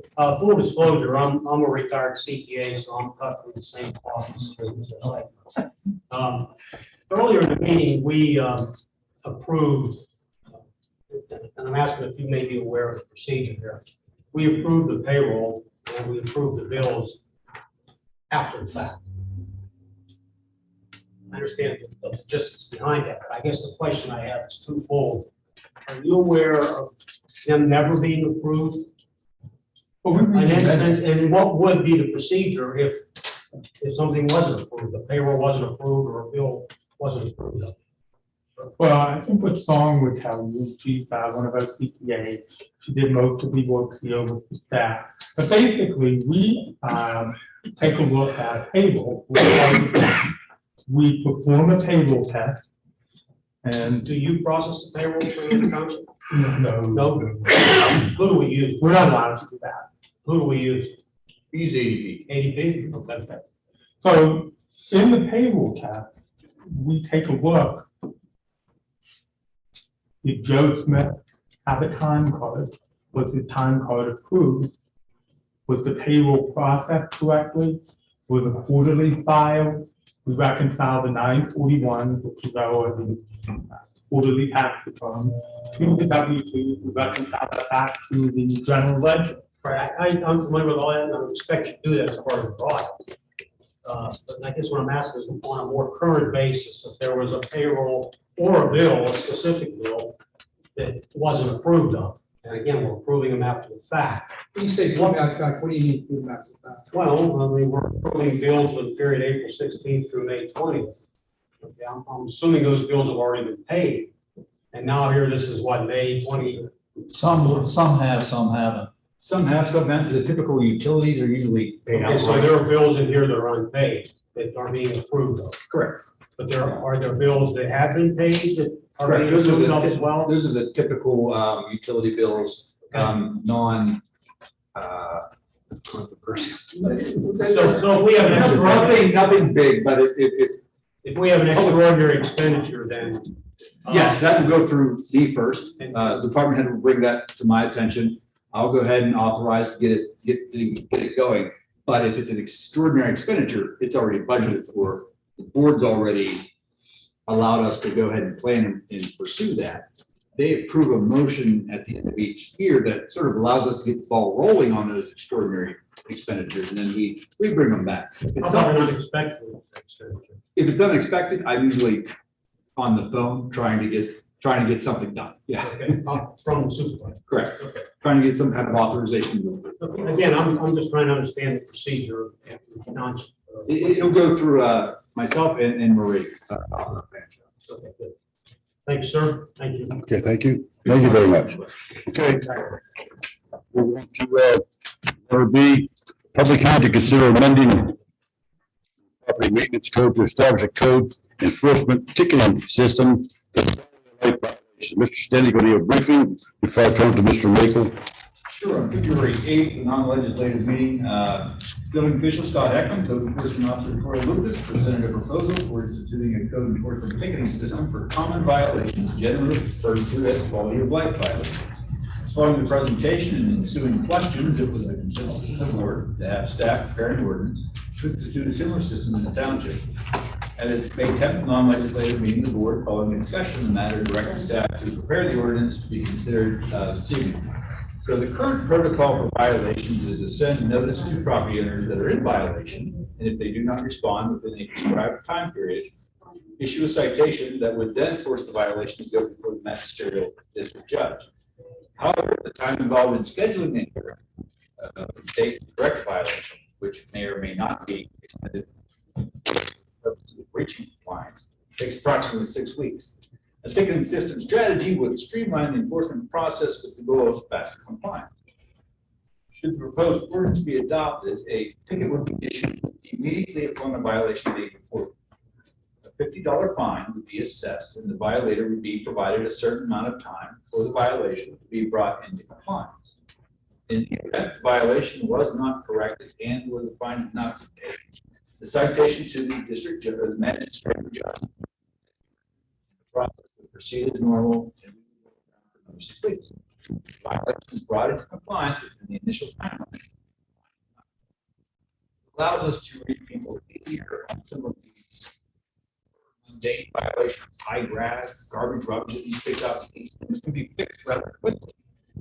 It's just in our experience, after this formal process of notice, magistrate. Meanwhile, you have residents and neighbors complaining that the grass is allows us to address these things quickly. So that's Hearing it. Move to open the hearing. Right, Mr. Burks. Okay, Mr. Makel, you're in charge. All right. At this point in time, does anyone wish to make any comments or questions concerning this ordinance? Stand, raise your right hand, please. Everybody? Do you solemnly swear that the testimony you're about to give will be the truth, the whole truth, and nothing but the truth, so help you God? I do. And for purposes here, we'll incorporate the initial statements made by Mr. Stanley. Mr. Stanley, you want to go first? Yeah, can I speak from here? Get $5. Come on over. Come on All over. right, okay. Full disclosure, Mr. Jackson, sorry about it. The reason I want to talk about it, I read this in advance, I never planned on talking about it, but as an attorney, this bothers me. To eliminate the district justice and people's right to go to court. I know it streamlines everything, and I'm all for that, and I understand from a guidance ordinance officer, and it's a pain to deal with these repeat offenders. But man, it just bothers me to circumvent the court system and not get people to pay in court for stuff like that. You know, assuming he's wrong, his remedy was with the court. You know, I think this, the way it's described, and I may be misreading it, this eliminates the district justice. I mean, I think it's to speed it up. But ultimately, if you think that it was.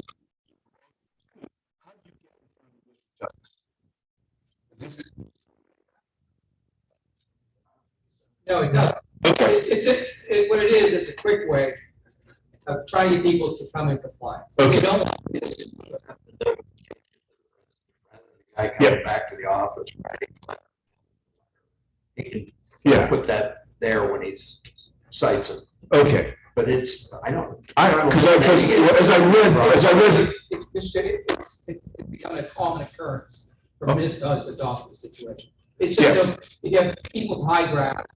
Right. It's the same people, I know what you're dealing with. But, my concern, just my legal training says you can't prevent people from getting into the court seeking a remedy. What you're saying is that's not what this does, because I read the remedy, the officer was the only person you could appeal to.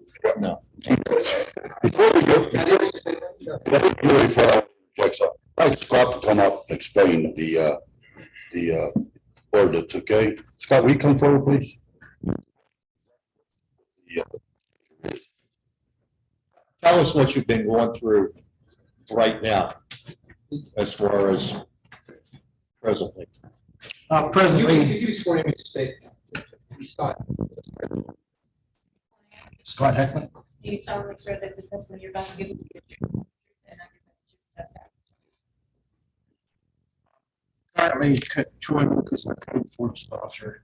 We have had an extremely busy year and complaints with high grass, and this is carried over from last fall. Way we do things, it's 20 days to get back. So when we get the call, the grass is already 8 inches tall. You have another 20 days of that, it's this tall. If we get no reply, now another 4 to 6 weeks on top of that. So this ordinance is going to alleviate. It's the same thing with the things listed, trash. You got 24 hours to pick up trash. But this will let us deal with this immediately. All the percentage of violations that we do over, maybe it was just until this year, right? Year to date, the percentage of violations that are these quote unquote, what we coined the term of quality of life violations, that includes specific violations in regards to high grass, garbage, rubbish. We've had an extremely busy year with junk cars. About burning.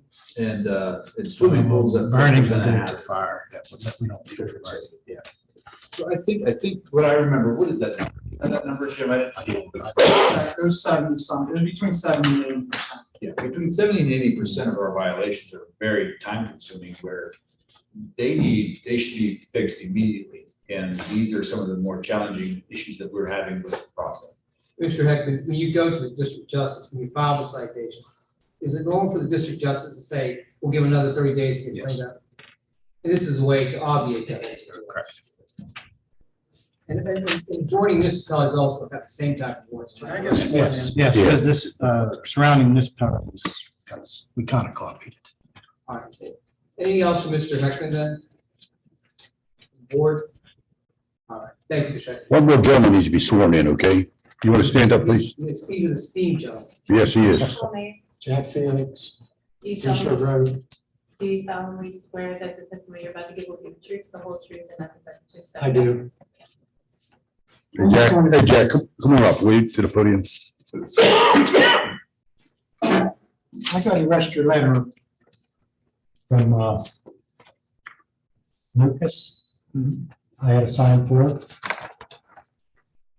For my rental house on Fisher Road, and I want you to look at this. Tell me I should get a letter from them. This is the Fisher Road here in the little bank. These are my hedges, which I cut every before Memorial Day. Every year I cut it. And I got a letter for that.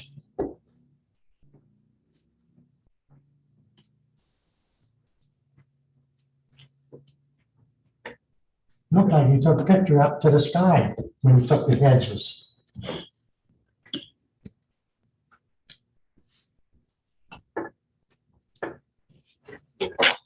One 169 Fisher Road. Yeah.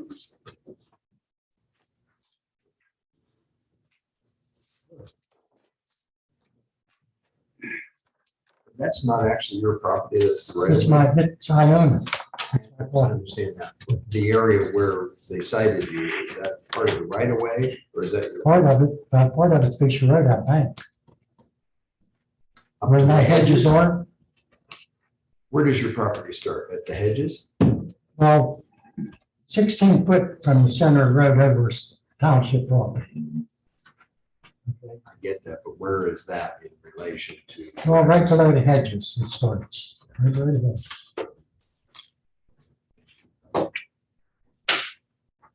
Okay, Jack, we'll take a dive, and check it out for you, okay? I know. Taken care of now. Oh, okay, I know where you live, yeah. You know, that's the only thing that was wrong was the hedges, Okay, you know, that was it.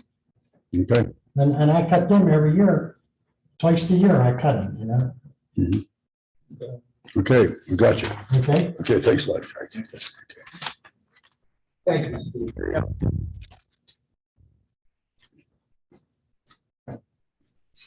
Now, is this on my record for over here? If it's been corrected, it's been corrected. No, We don't keep records. expunged. Yeah. Believe me, don't worry about After 83 years, that's the first one I've ever got. it. Or you just frame it, it's expunged though, okay? Pardon? Yeah, just frame it and it's expunged, don't worry about it. Okay, Jack, okay. Okay.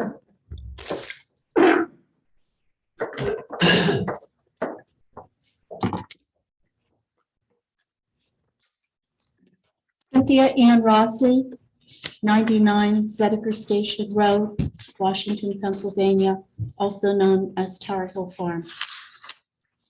I'd like my testimony in its entirety entered into the minutes, and I would also like to make a request. My dear friend Nancy Gray sent testimony via email, and she asked that that be read into the minutes and read publicly at tonight's meeting. My testimony, believe it or not, is very short. And so perhaps I could read Nancy's testimony. Yeah, she can because we received that notice. We received that. We were gonna read it. Okay, if someone would Yeah, read it, she would be very happy. Mrs. She's Stanley will read working it. till 11 tonight. Okay, that's all Thank right. you for the reminder. Thank you. Thank I have you. the record. Here are written copies of my comments for the record. I have great concerns about the lack of balance in the proposed ordinance. If officials had enforced the existing ordinances over past decades, we would not be in a situation that has placed neighbor against neighbor. One resident compiled and delivered a multiple-page list of properties that that individual believed were in violation. Fear, trepidation, and anger are spreading, such as the statement that powers within South Strabane expressed the wish to acquire a drone to fly over properties and search for code violations. That statement came to me from a phone call. I have been getting phone calls about people from mainly senior citizens concerned about this ordinance who will not speak up. They feel they're not heard, and they feel that everything is decided in advance. It's very important for me to share their concerns with you, but I'm beginning to feel like I'm running a crisis hotline for South Strabane Township, and I prefer not to be doing that. The code violations in my own neighborhood are sad and troubling. However, the situations have been largely neglected, and a major violation has remained uncorrected due to what was directly stated to me by a township employee as outside political pressure. And I can provide to you what is going on kind of on my phone. I'm not good at this. I'm not on Facebook, but I can show you pictures of what is going on. It has been going on since last summer, and I wasn't the one who made the initial report to the township.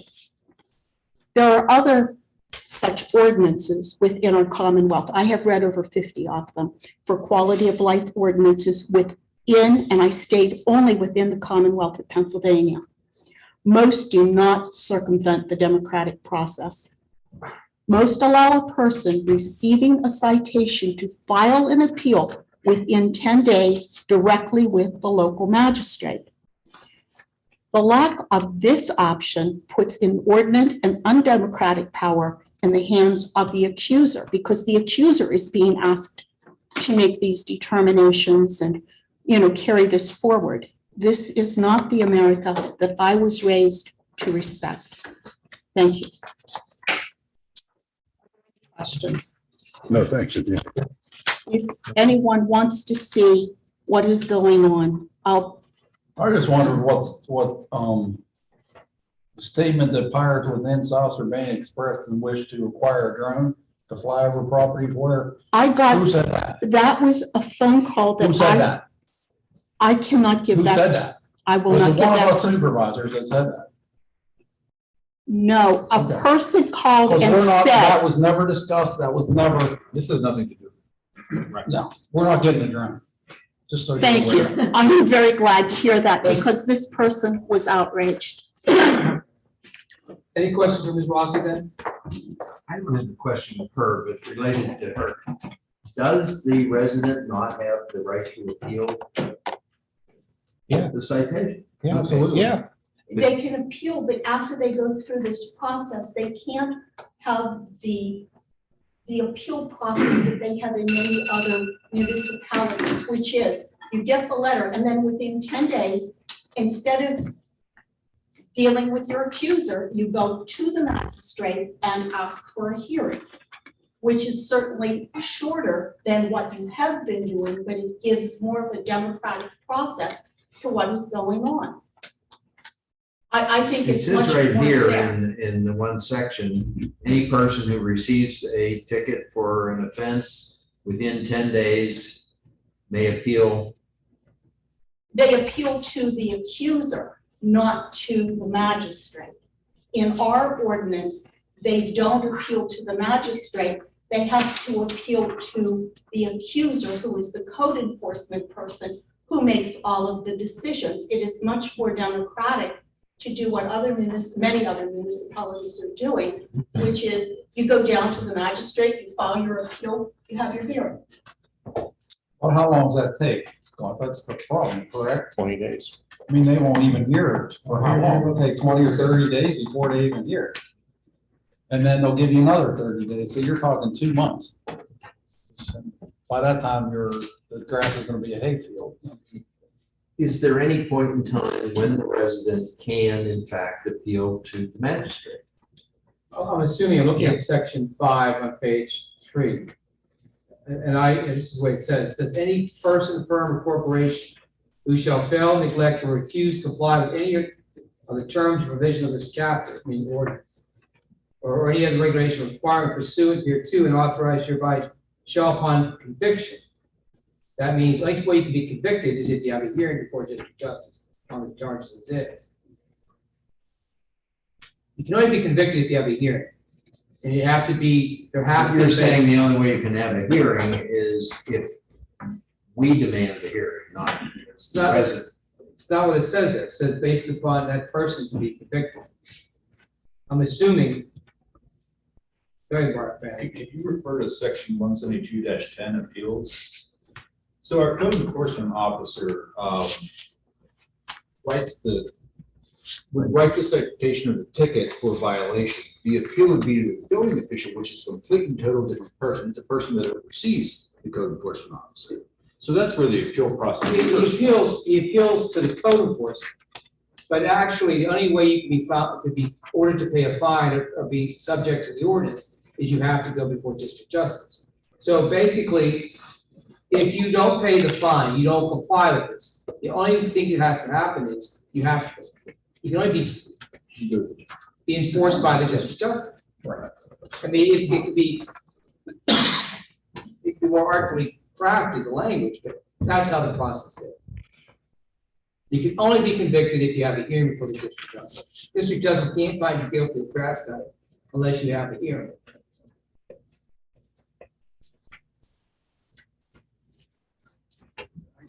I agree. I read it like you. I can't see how to get to this.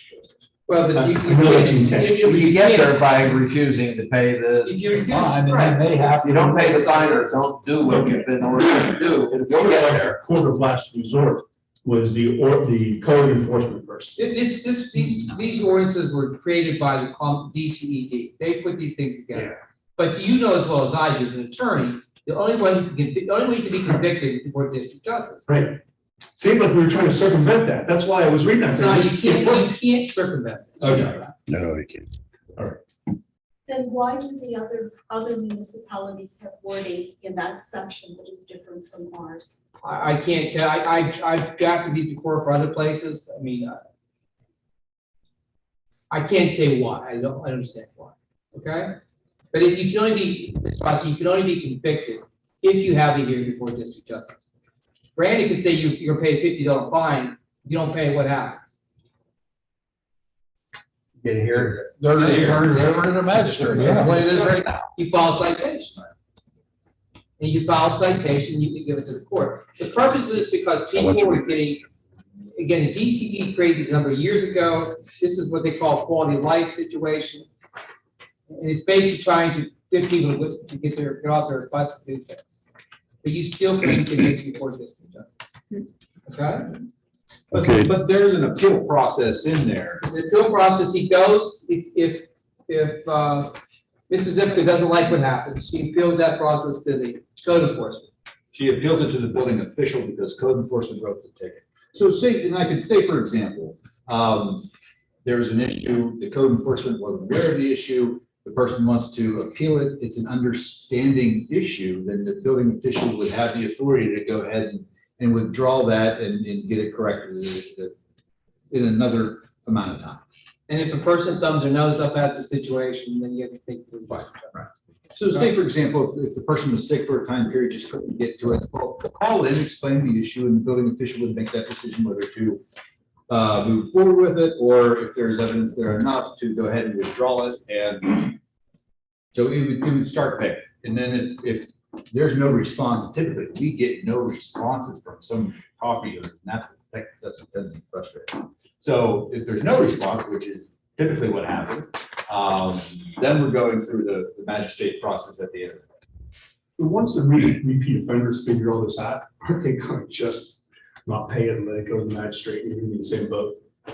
This is what's developed by the DCD. It's still out there, novel concept. It's probably about 5 years ago they came up with these ideas. Who expedites the process for the majority of responsible citizens? Most responsible citizens, They're not gonna be involved anyhow, I get that. right? It's the repeat offenders. That was on the killing edge. you guys.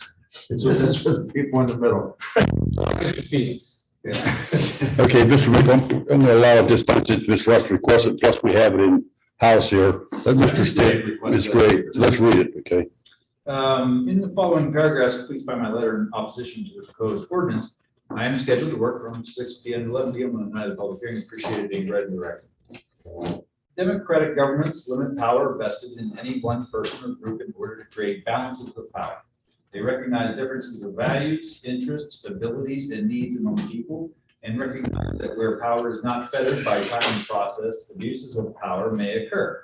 Those in power may fail to respect differences of lifestyle or opinion, may create injustices in the effort to ensure adherence to rules and laws valued by those in power. As John Locke said, quote, all legitimate government rests upon the consent of the governed. People consent to be governed when they believe their own beliefs are respected. Our role of government is to establish and maintain social order to ensure peaceful coexistence and safety despite inevitable differences in perspective. For instance, traffic laws exist to provide for safety and cooperation on our roads, where immediate safety is a concern. Systems allow for the immediate issuance of citations or tickets to warn the offending party that they have harmed or risked harm to another. In these instances, the potential harm is generally bodily harm or death. In most other situations, requirements for warnings, notices, publication, hearings, or trials are created to slow the march to justice, to ensure power is not unfettered, to ensure the values and desires of one person or group do not deprive others of significant freedoms. The proposed quality of life violation ticketing program ordinance is an effort to bypass the processes intended to slow rushes to judgment and intend to preserve the balance of power necessary to a democracy. In the proposed ordinance, although danger is not imminent, a fine is immediately levied against the accused. And once a person is so warned or fined, the penalties immediately escalate for any perceived repeated accusation of wrongdoing.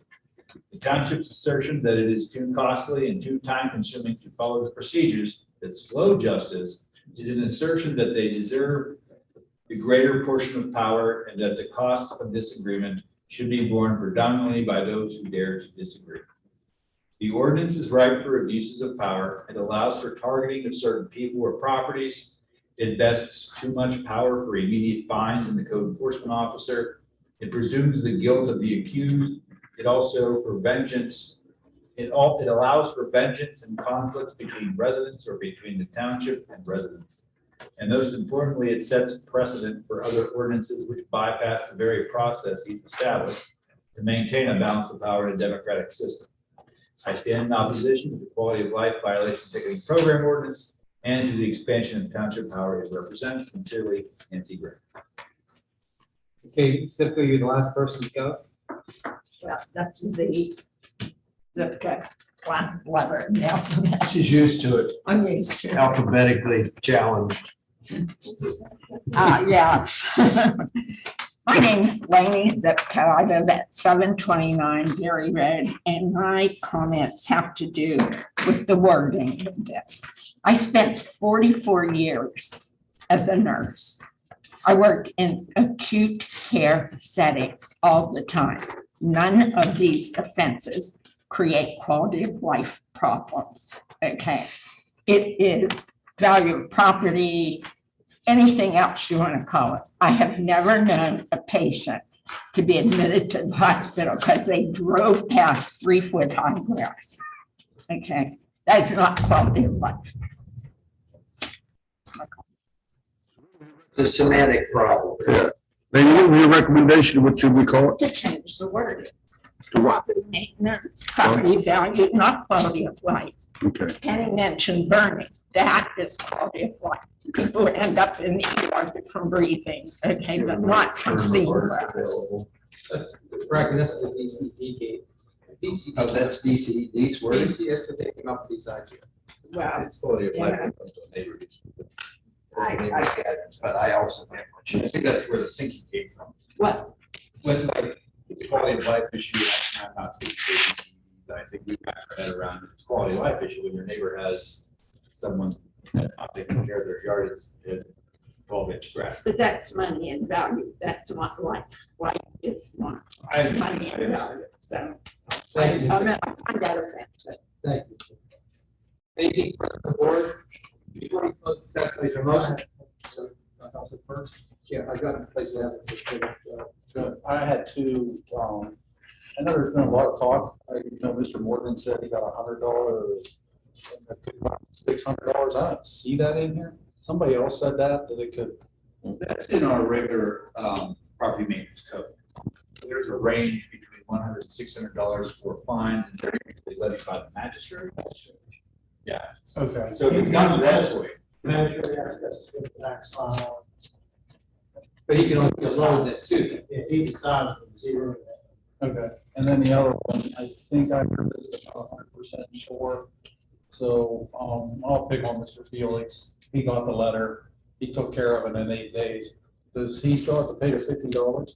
No, he would not be satisfied with. As long as, I mean, if they satisfy it, that's what they define, in my opinion.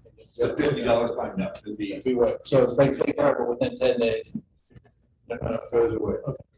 It's just the hope is it just gets your attention. Yeah.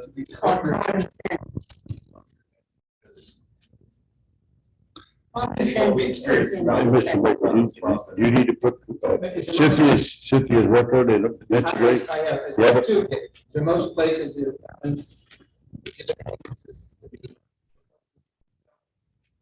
Exhibit B would be a letter dated facing Terrell Farms. Most places do exhibit F and Nancy. I don't know that, that'll be exhibit C. I need to copy that. I can pass it now. So moved. Hold on. We need a second, please. Put the- All those in favor of submitting those, please indicate by saying aye. Motion carried 5-0, Mr. Close the testimony, please. Second. Further discussion? All in favor of closing the hearing, please indicate by saying aye. Aye. Opposed? Motion carried 5-0. Now comes to the vote. I'll make a motion to approve.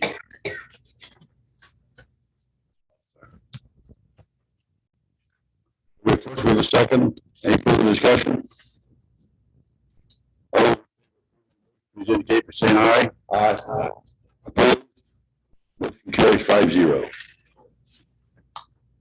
Order C, public hearing to consider an ordinance established in an advisory park and recreation commission.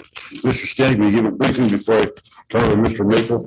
Sure, this is an ordinance in front of us to Park and Recreation Commission to help provide and advise the board on activities, events, park and rec related items, playgrounds and sort of be the conduit to the community for like with their parks and recreation services.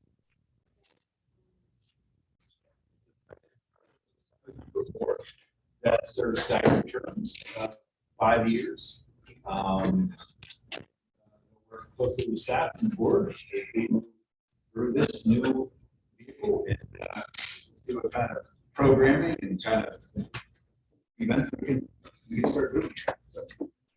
Open the hearing. Thank you. Thank you, Mr. Murphy. Move forward, Mr. Maple. And prior to the hearing beginning, at this point in time, anybody have public? Anybody have any? There is none. Does the board have any questions, comments concerning the ordinance itself? Go ahead. It'll be on the top, second page.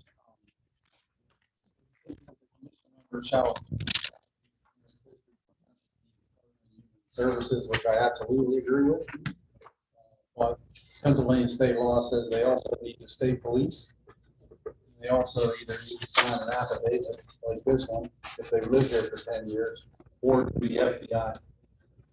That's a state law, because I do watch baseball. So anybody that deals with kids, which they will deal with kids, they should have all three. We understand. It's free, if they're volunteer, it doesn't cost them. We understand the state law. I think it's about that on the state meeting, but we saw it as a way to remind ourselves that that's what we need to cover. So, yeah. And then I find that, I don't pick on Drew, just the police department doesn't have to have the child abuse. I think we should get that. Hey, Mr. Stanek, We can do it another way. hey, Mr. Stanek, I agree with Mr. Murphy. Paul, make sure we have all clearances in there when we're working with kids. Okay? Anything we have to adjust is, let that be the rule of thumb. I got a question on that. If, like, okay, we have our 7-member board and they get volunteers to work at an event and there's gonna be children there. They requires a cap. They have to have. They have to have the clearances also. Required by state. Yeah, it'll be frustrating for those who want to volunteer, and we've experienced that in the past, but Yeah. that's the requirement, and if they really want to volunteer, that's what we're gonna have to do. It's not hard. I did 300 of them for Washington baseball, so. Right, there's no exception, there's no exception with Yeah. this kid. And it's how many years does that go back to? 5? 5 years. They're good for 5 years. Act 151, Act 34, what's the other one? Oh, that's what you Option. Act 151, Act 34. Yeah, it's good to, fingerprints, there's, There's 3 different. yeah. But the state just passed laws, anybody that works on the farm. If they deal with kids, If they deal with kids. only kids. Dennis, do you have exhibits? Yes, there's a motion placed into evidence, exhibit A, which is the statute itself, exhibit B would be the synopsis prepared by Mr.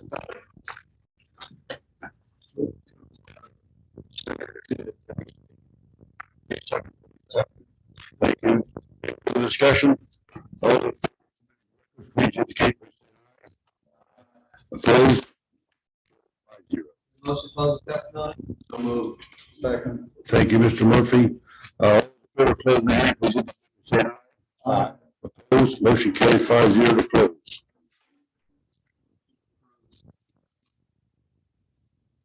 The action. Getting late, Mr. Burke. That's an ordinance establishing advisory parks and recreation commission. Thanks for the motion, Mr. Burns. I'll second it. Second. Thanks, Mr. Lukatich. Yes, I did. Any further discussion? In favor, please indicate by saying aye. Aye. Motion carried 5-0. We, And you're all recruited, by the way. Mr. Static, everybody, that part of that motion to incorporate the experiences into that board is correct. That's what the order by the board.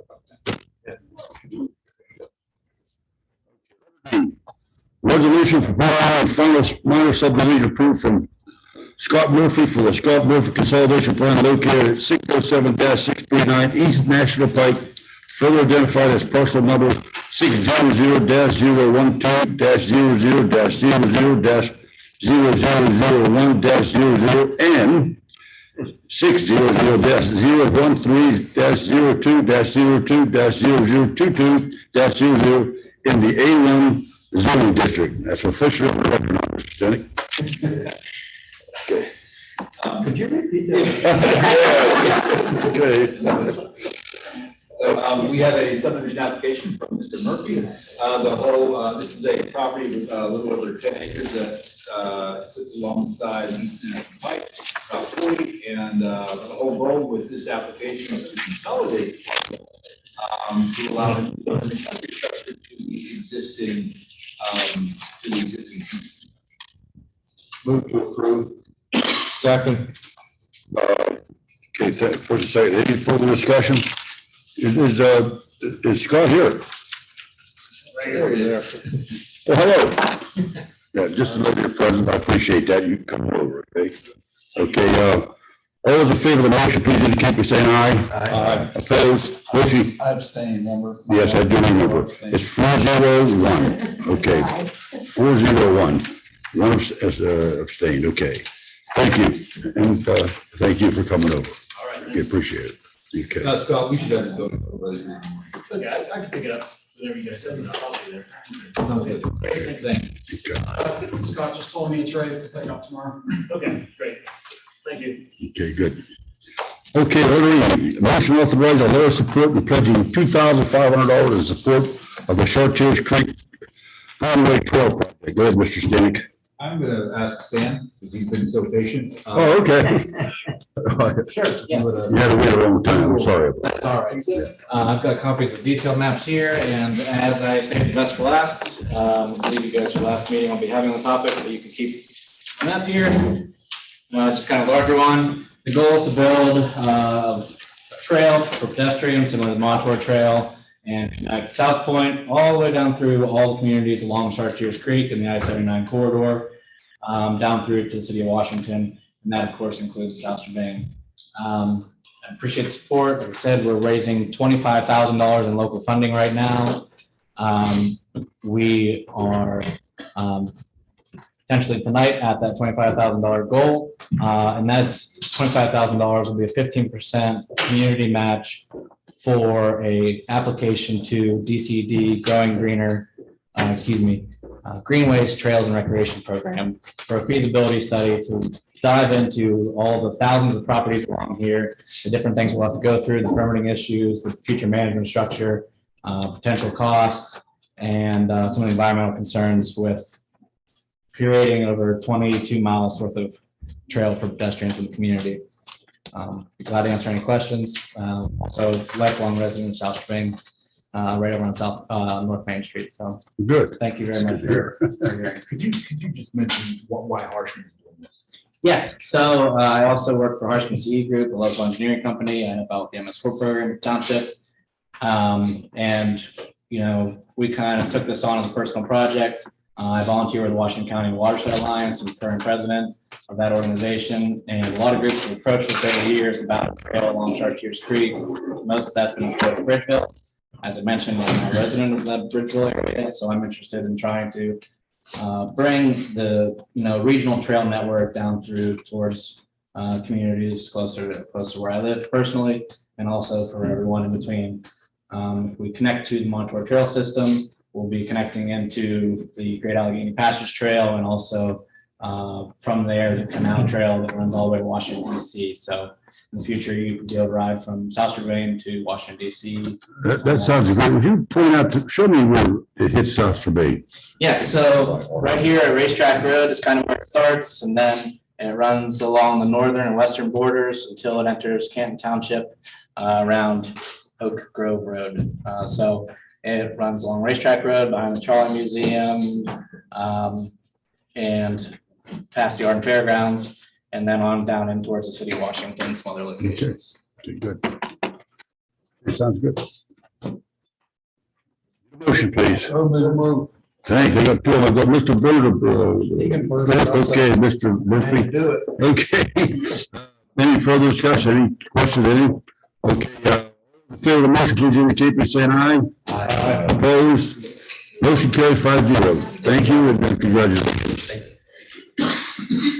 Okay, RF, motion authorized the purchase of a 2022 Ford F-150 4x4 from Willis and Wind Ford in the amount of $43,081.50 for the fire department. Mr. Stanek, please. So presented for the board's consideration is what Chair Weber had referred to. Willis and Ford is a company, a CoStar's vendor. Cost of the because of that, cost of the vehicle was reduced by $10,000. Shared this with the board at the May 10th non-legislative meeting. The direction was to move forward. So what this will be will serve as the chief command vehicle. I'm just going to hand it off to you. Like to follow up on what that looks like. Yeah, so this will act as the command vehicle for about 6 months, probably until the Tahoe comes in.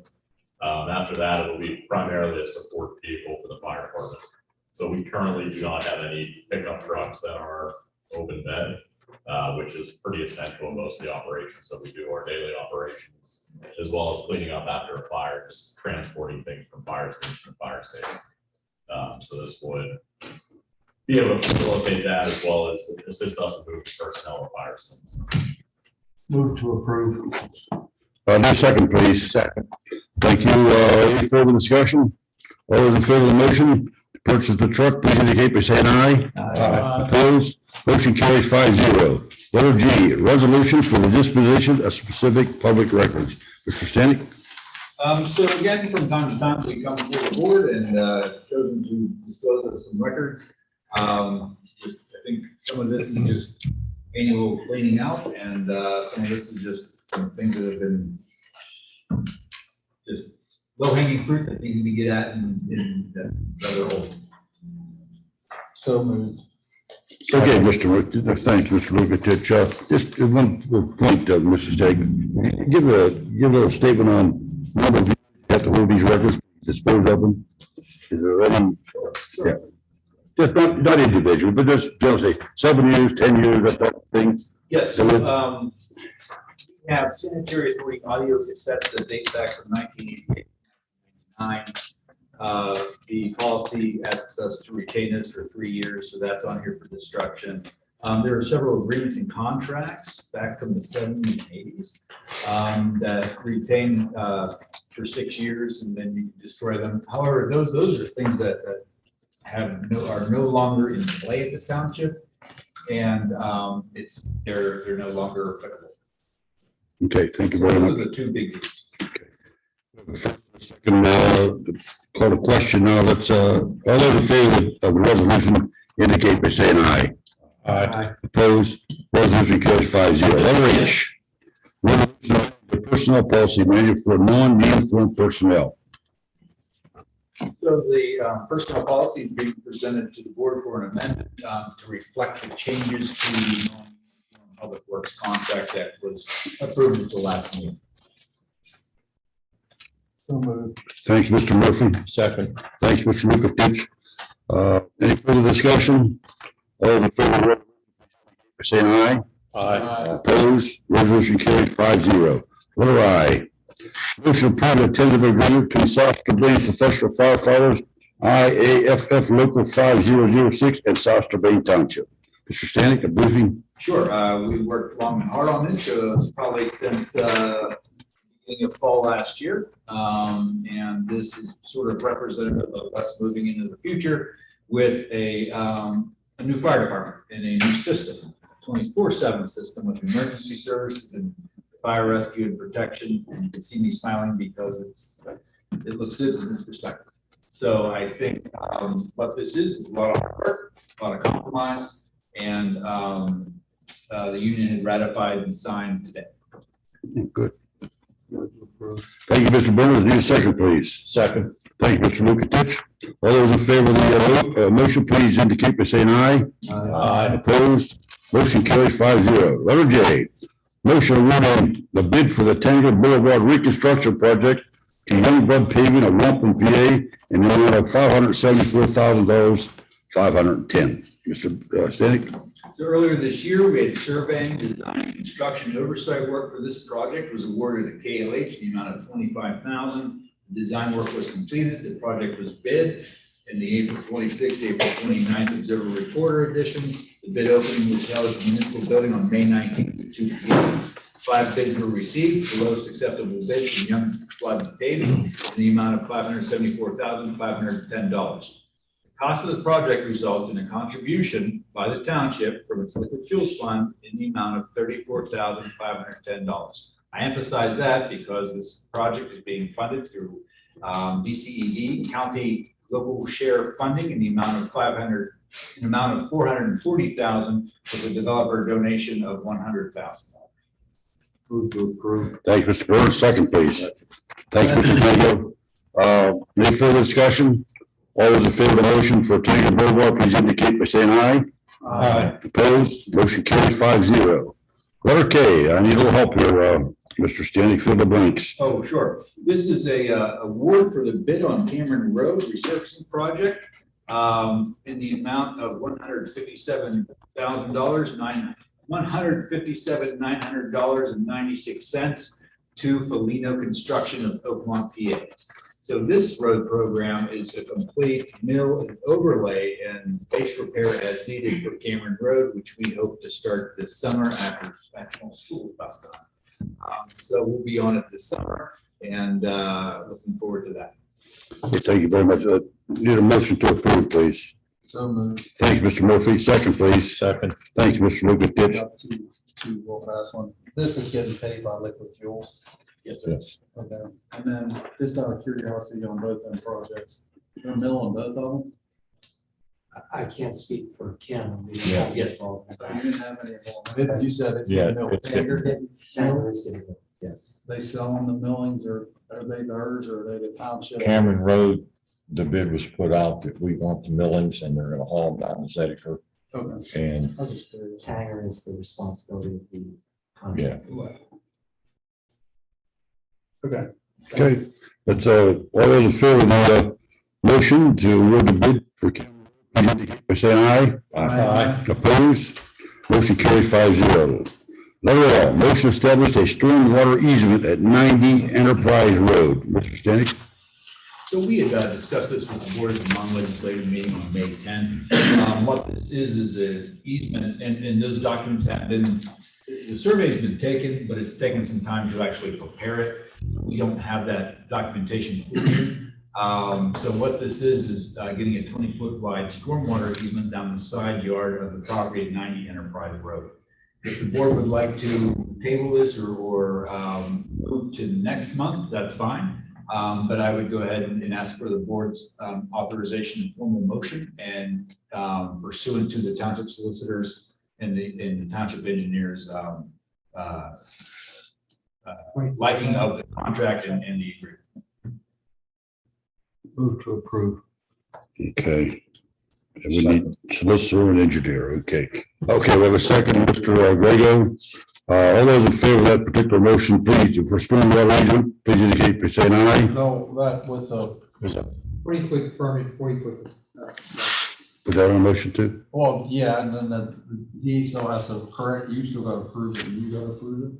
Yeah. But they're, those two, because nobody approved it. yeah, so based on Public Works, approved so, by yeah. KLA. Okay, I got you. Yeah. The Okay. engineer and the solicitor have to approve it, right? Or So what do you want us to do, Mr. Stain? You just want us to move this forward and give him permission to do it? I would My recommend. motion is to approve it with the understanding that the solicitor and the engineer are going to approve it. If they approve it, we're Okay. down the road. Okay, gotcha. Okay, I like that. You were second, I right? second that. You go along with that? Yes. Okay, good. All those in favor of the motion, please indicate by saying aye. Aye. Opposed, motion carries 5-0. Letter M, motion approving an indemnification agreement with Clean Express Pennsylvania Old Mill Washington LLC. Mr. Stenick. What's before you is an indemnification agreement with Clean Express Auto Wash. After calling the board, it was authorized for us to go ahead and engage with them in this agreement so they can start building construction. So it allowed us to issue the building permit without having a capacity authorization or permit from Region. So they are held to every standard that is there. They were just about to move forward sooner than later. Thank you, Mr. Murphy. Just a second, please. Second. Thank you, Mr. Lukatich. Any discussion? All those in favor of the motion, please indicate by saying aye. Aye. Opposed? Motion carries 5-0. Letter N, resolution supporting Washington County's application of a SMART program supplemental pedestrian facilities project grant application and authorizing matching funds for the project. Mr. Stanek. Okay, so presented tonight is a resolution that does just that. The project will use adaptive signal technology to coordinate 23 traffic signals along the US 19 corridor from south of I-70 on Mertland in South Strabane to the Allegheny County line, traversing South Strabane, North Strabane, and Peters Township. The goal of the project is to reduce congestion and maximize traffic flow along the corridor with the implementation of an adaptive signal pedestrian system. The system will use a broadband Ethernet system to create traffic flow efficiencies. Following the system upgrades, the municipalities will continue with the responsibility of ownership and maintenance of the traffic signals. The application is seeking roughly $1 million and is funded through an 80-20 match by federal government and local governments. The county is asking, this is the county's application, they are asking each municipality, North Strabane, South Strabane, and Peters, to support the grant with a monetary commitment of $67,000 to serve as the local government matching funds. The contribution by the municipalities will go towards pedestrian accommodation, signing upgrades, and minor miscellaneous roadway work for ADA ramps. Should the board pass the resolution, this commitment would be started budgeted in 2023 and 2024. Move to approve. Thank you, Mr. Burns. Second, please. Second. Thank you, Mr. Lukatich. Any further discussion? Can you tell me which light in South Strabane they're starting with? It's the one immediately over at North Avenue. It's either North Avenue or Oak Spring 5 lanes. Okay. I can double check. I'm fairly sure it's North Avenue. They're starting all the way up by Pizza Hut. How far are they going? All the way into Peters? I'm just questioning, I counted the lights. Yeah. We got more lights than anybody, so I'm in favor of it. Yeah. We're getting a deal. And actually, I think Bob, actually, the car wash is going and taking the old Pizza Hut place. PennDOT has been already committed to bringing that signal up to an adaptive signal. And I remember putting in Secretary's report maybe last month or the month before, acknowledging that that was happening because we will own that and maintain that. So I think that one's probably already knocked off. Okay. Yes. Good. Okay. Anyone else? Okay. There you go. Okay, all those in favor of the resolution, please indicate by saying aye. Aye. Opposed, the resolution and supporting Washington County's application is carries 5-0. Letter O. Motion approving Exhibit A to the municipal winter traffic services agreement with PennDOT for the 2022-2023 season. Mr. Stanek? I'd just like to note that Oak Grove Road is included. You're out of boy. So this is just the amount for 22-23 is $25,682.14. Move to approve. Thanks, Mr. Barnes. Do a second, please. Okay, any further discussion? All those in favor of the motion indicate by saying aye. Aye. Opposed, motion carries 5-0. Letter P. Resolution amending the township firefighter hiring process. Mr. Stenick? So I will defer to Chief. We did some work to update the policy to basically bring it down to a testing level that is commensurate with what we're hiring for. Previous practice was to administer a promotional test that would often be given to a fire captain who are entry-level firefighters. It resulted in some difficult test scores to work with at times. So moving forward, we would give an entry-level test to entry-level firefighters. In addition, it has some other provisions for new hires with our interview process and how that works. Move to approve. Thank you, Mr. Burns. Second, please. Second. Mr. Grillo, thank you. Second. All those in favor of the resolution, please indicate by saying aye. Aye. Opposed? Motion carries 5-0. Letter Q, motion appointing part-time firefighters. So as the board may recall, the budget for 2022 had the plan of hiring 2 additional full-time firefighters, bringing us up to a complement of 11 for the department, plus the chief as well. However, after reviewing some things with Chief Kramer, we have, under the board's direction, moved forward with interviewing several others remaining on the list in the last fall hiring process and offering them a part-time position. So this motion is to appoint 3 part-timers to fulfill those 2 full-time slots. That'll give us a complement of 12. We can get to 12 a whole year earlier for a 24/7 operation. Okay, what? Mr. Chairman, I'll make the motion that we hire Zachary Baser, Adam Riddle, and Andrew Newman as part-time. Thank you very much. Thank you. Need a second, please. Second. Thanks, Mr. Lukatich. All those in favor of the motion to hire these 3 part-time firefighters, please indicate by saying aye. Aye. Opposed? Motion carries 5-0. Letter R, resolution supporting the Pennsylvania Commission for the United States Semi-Quincentennial. What's that, Mr. Standig? You have anything to say? In a couple of years, it'll be our 250th anniversary. This is just supporting the Pennsylvania's commission to get that job done. So. Okay. I remember it like it was yesterday. Yeah. Yes. US. Sorry. Think too highly. All in favor of the motion, please indicate, or the resolution indicate by saying aye. Aye. Do we have anyone make a motion? I'll make the motion to change it to the United States. Thank you. I think we're enough. I need a second, please. Second. Okay, thank you, Mr. Lukatich. All those in favor of the resolution, please indicate by saying aye. Aye. Opposed, motion carries 5-0. Number 10, finally, adjournment. Motion to adjourn, please. Thank you, Mr. Lukatich. Thank you, Mr. Murphy. All in favor, indicate by saying aye. 5-0, we are in adjournment. Thank you, everyone, for attending.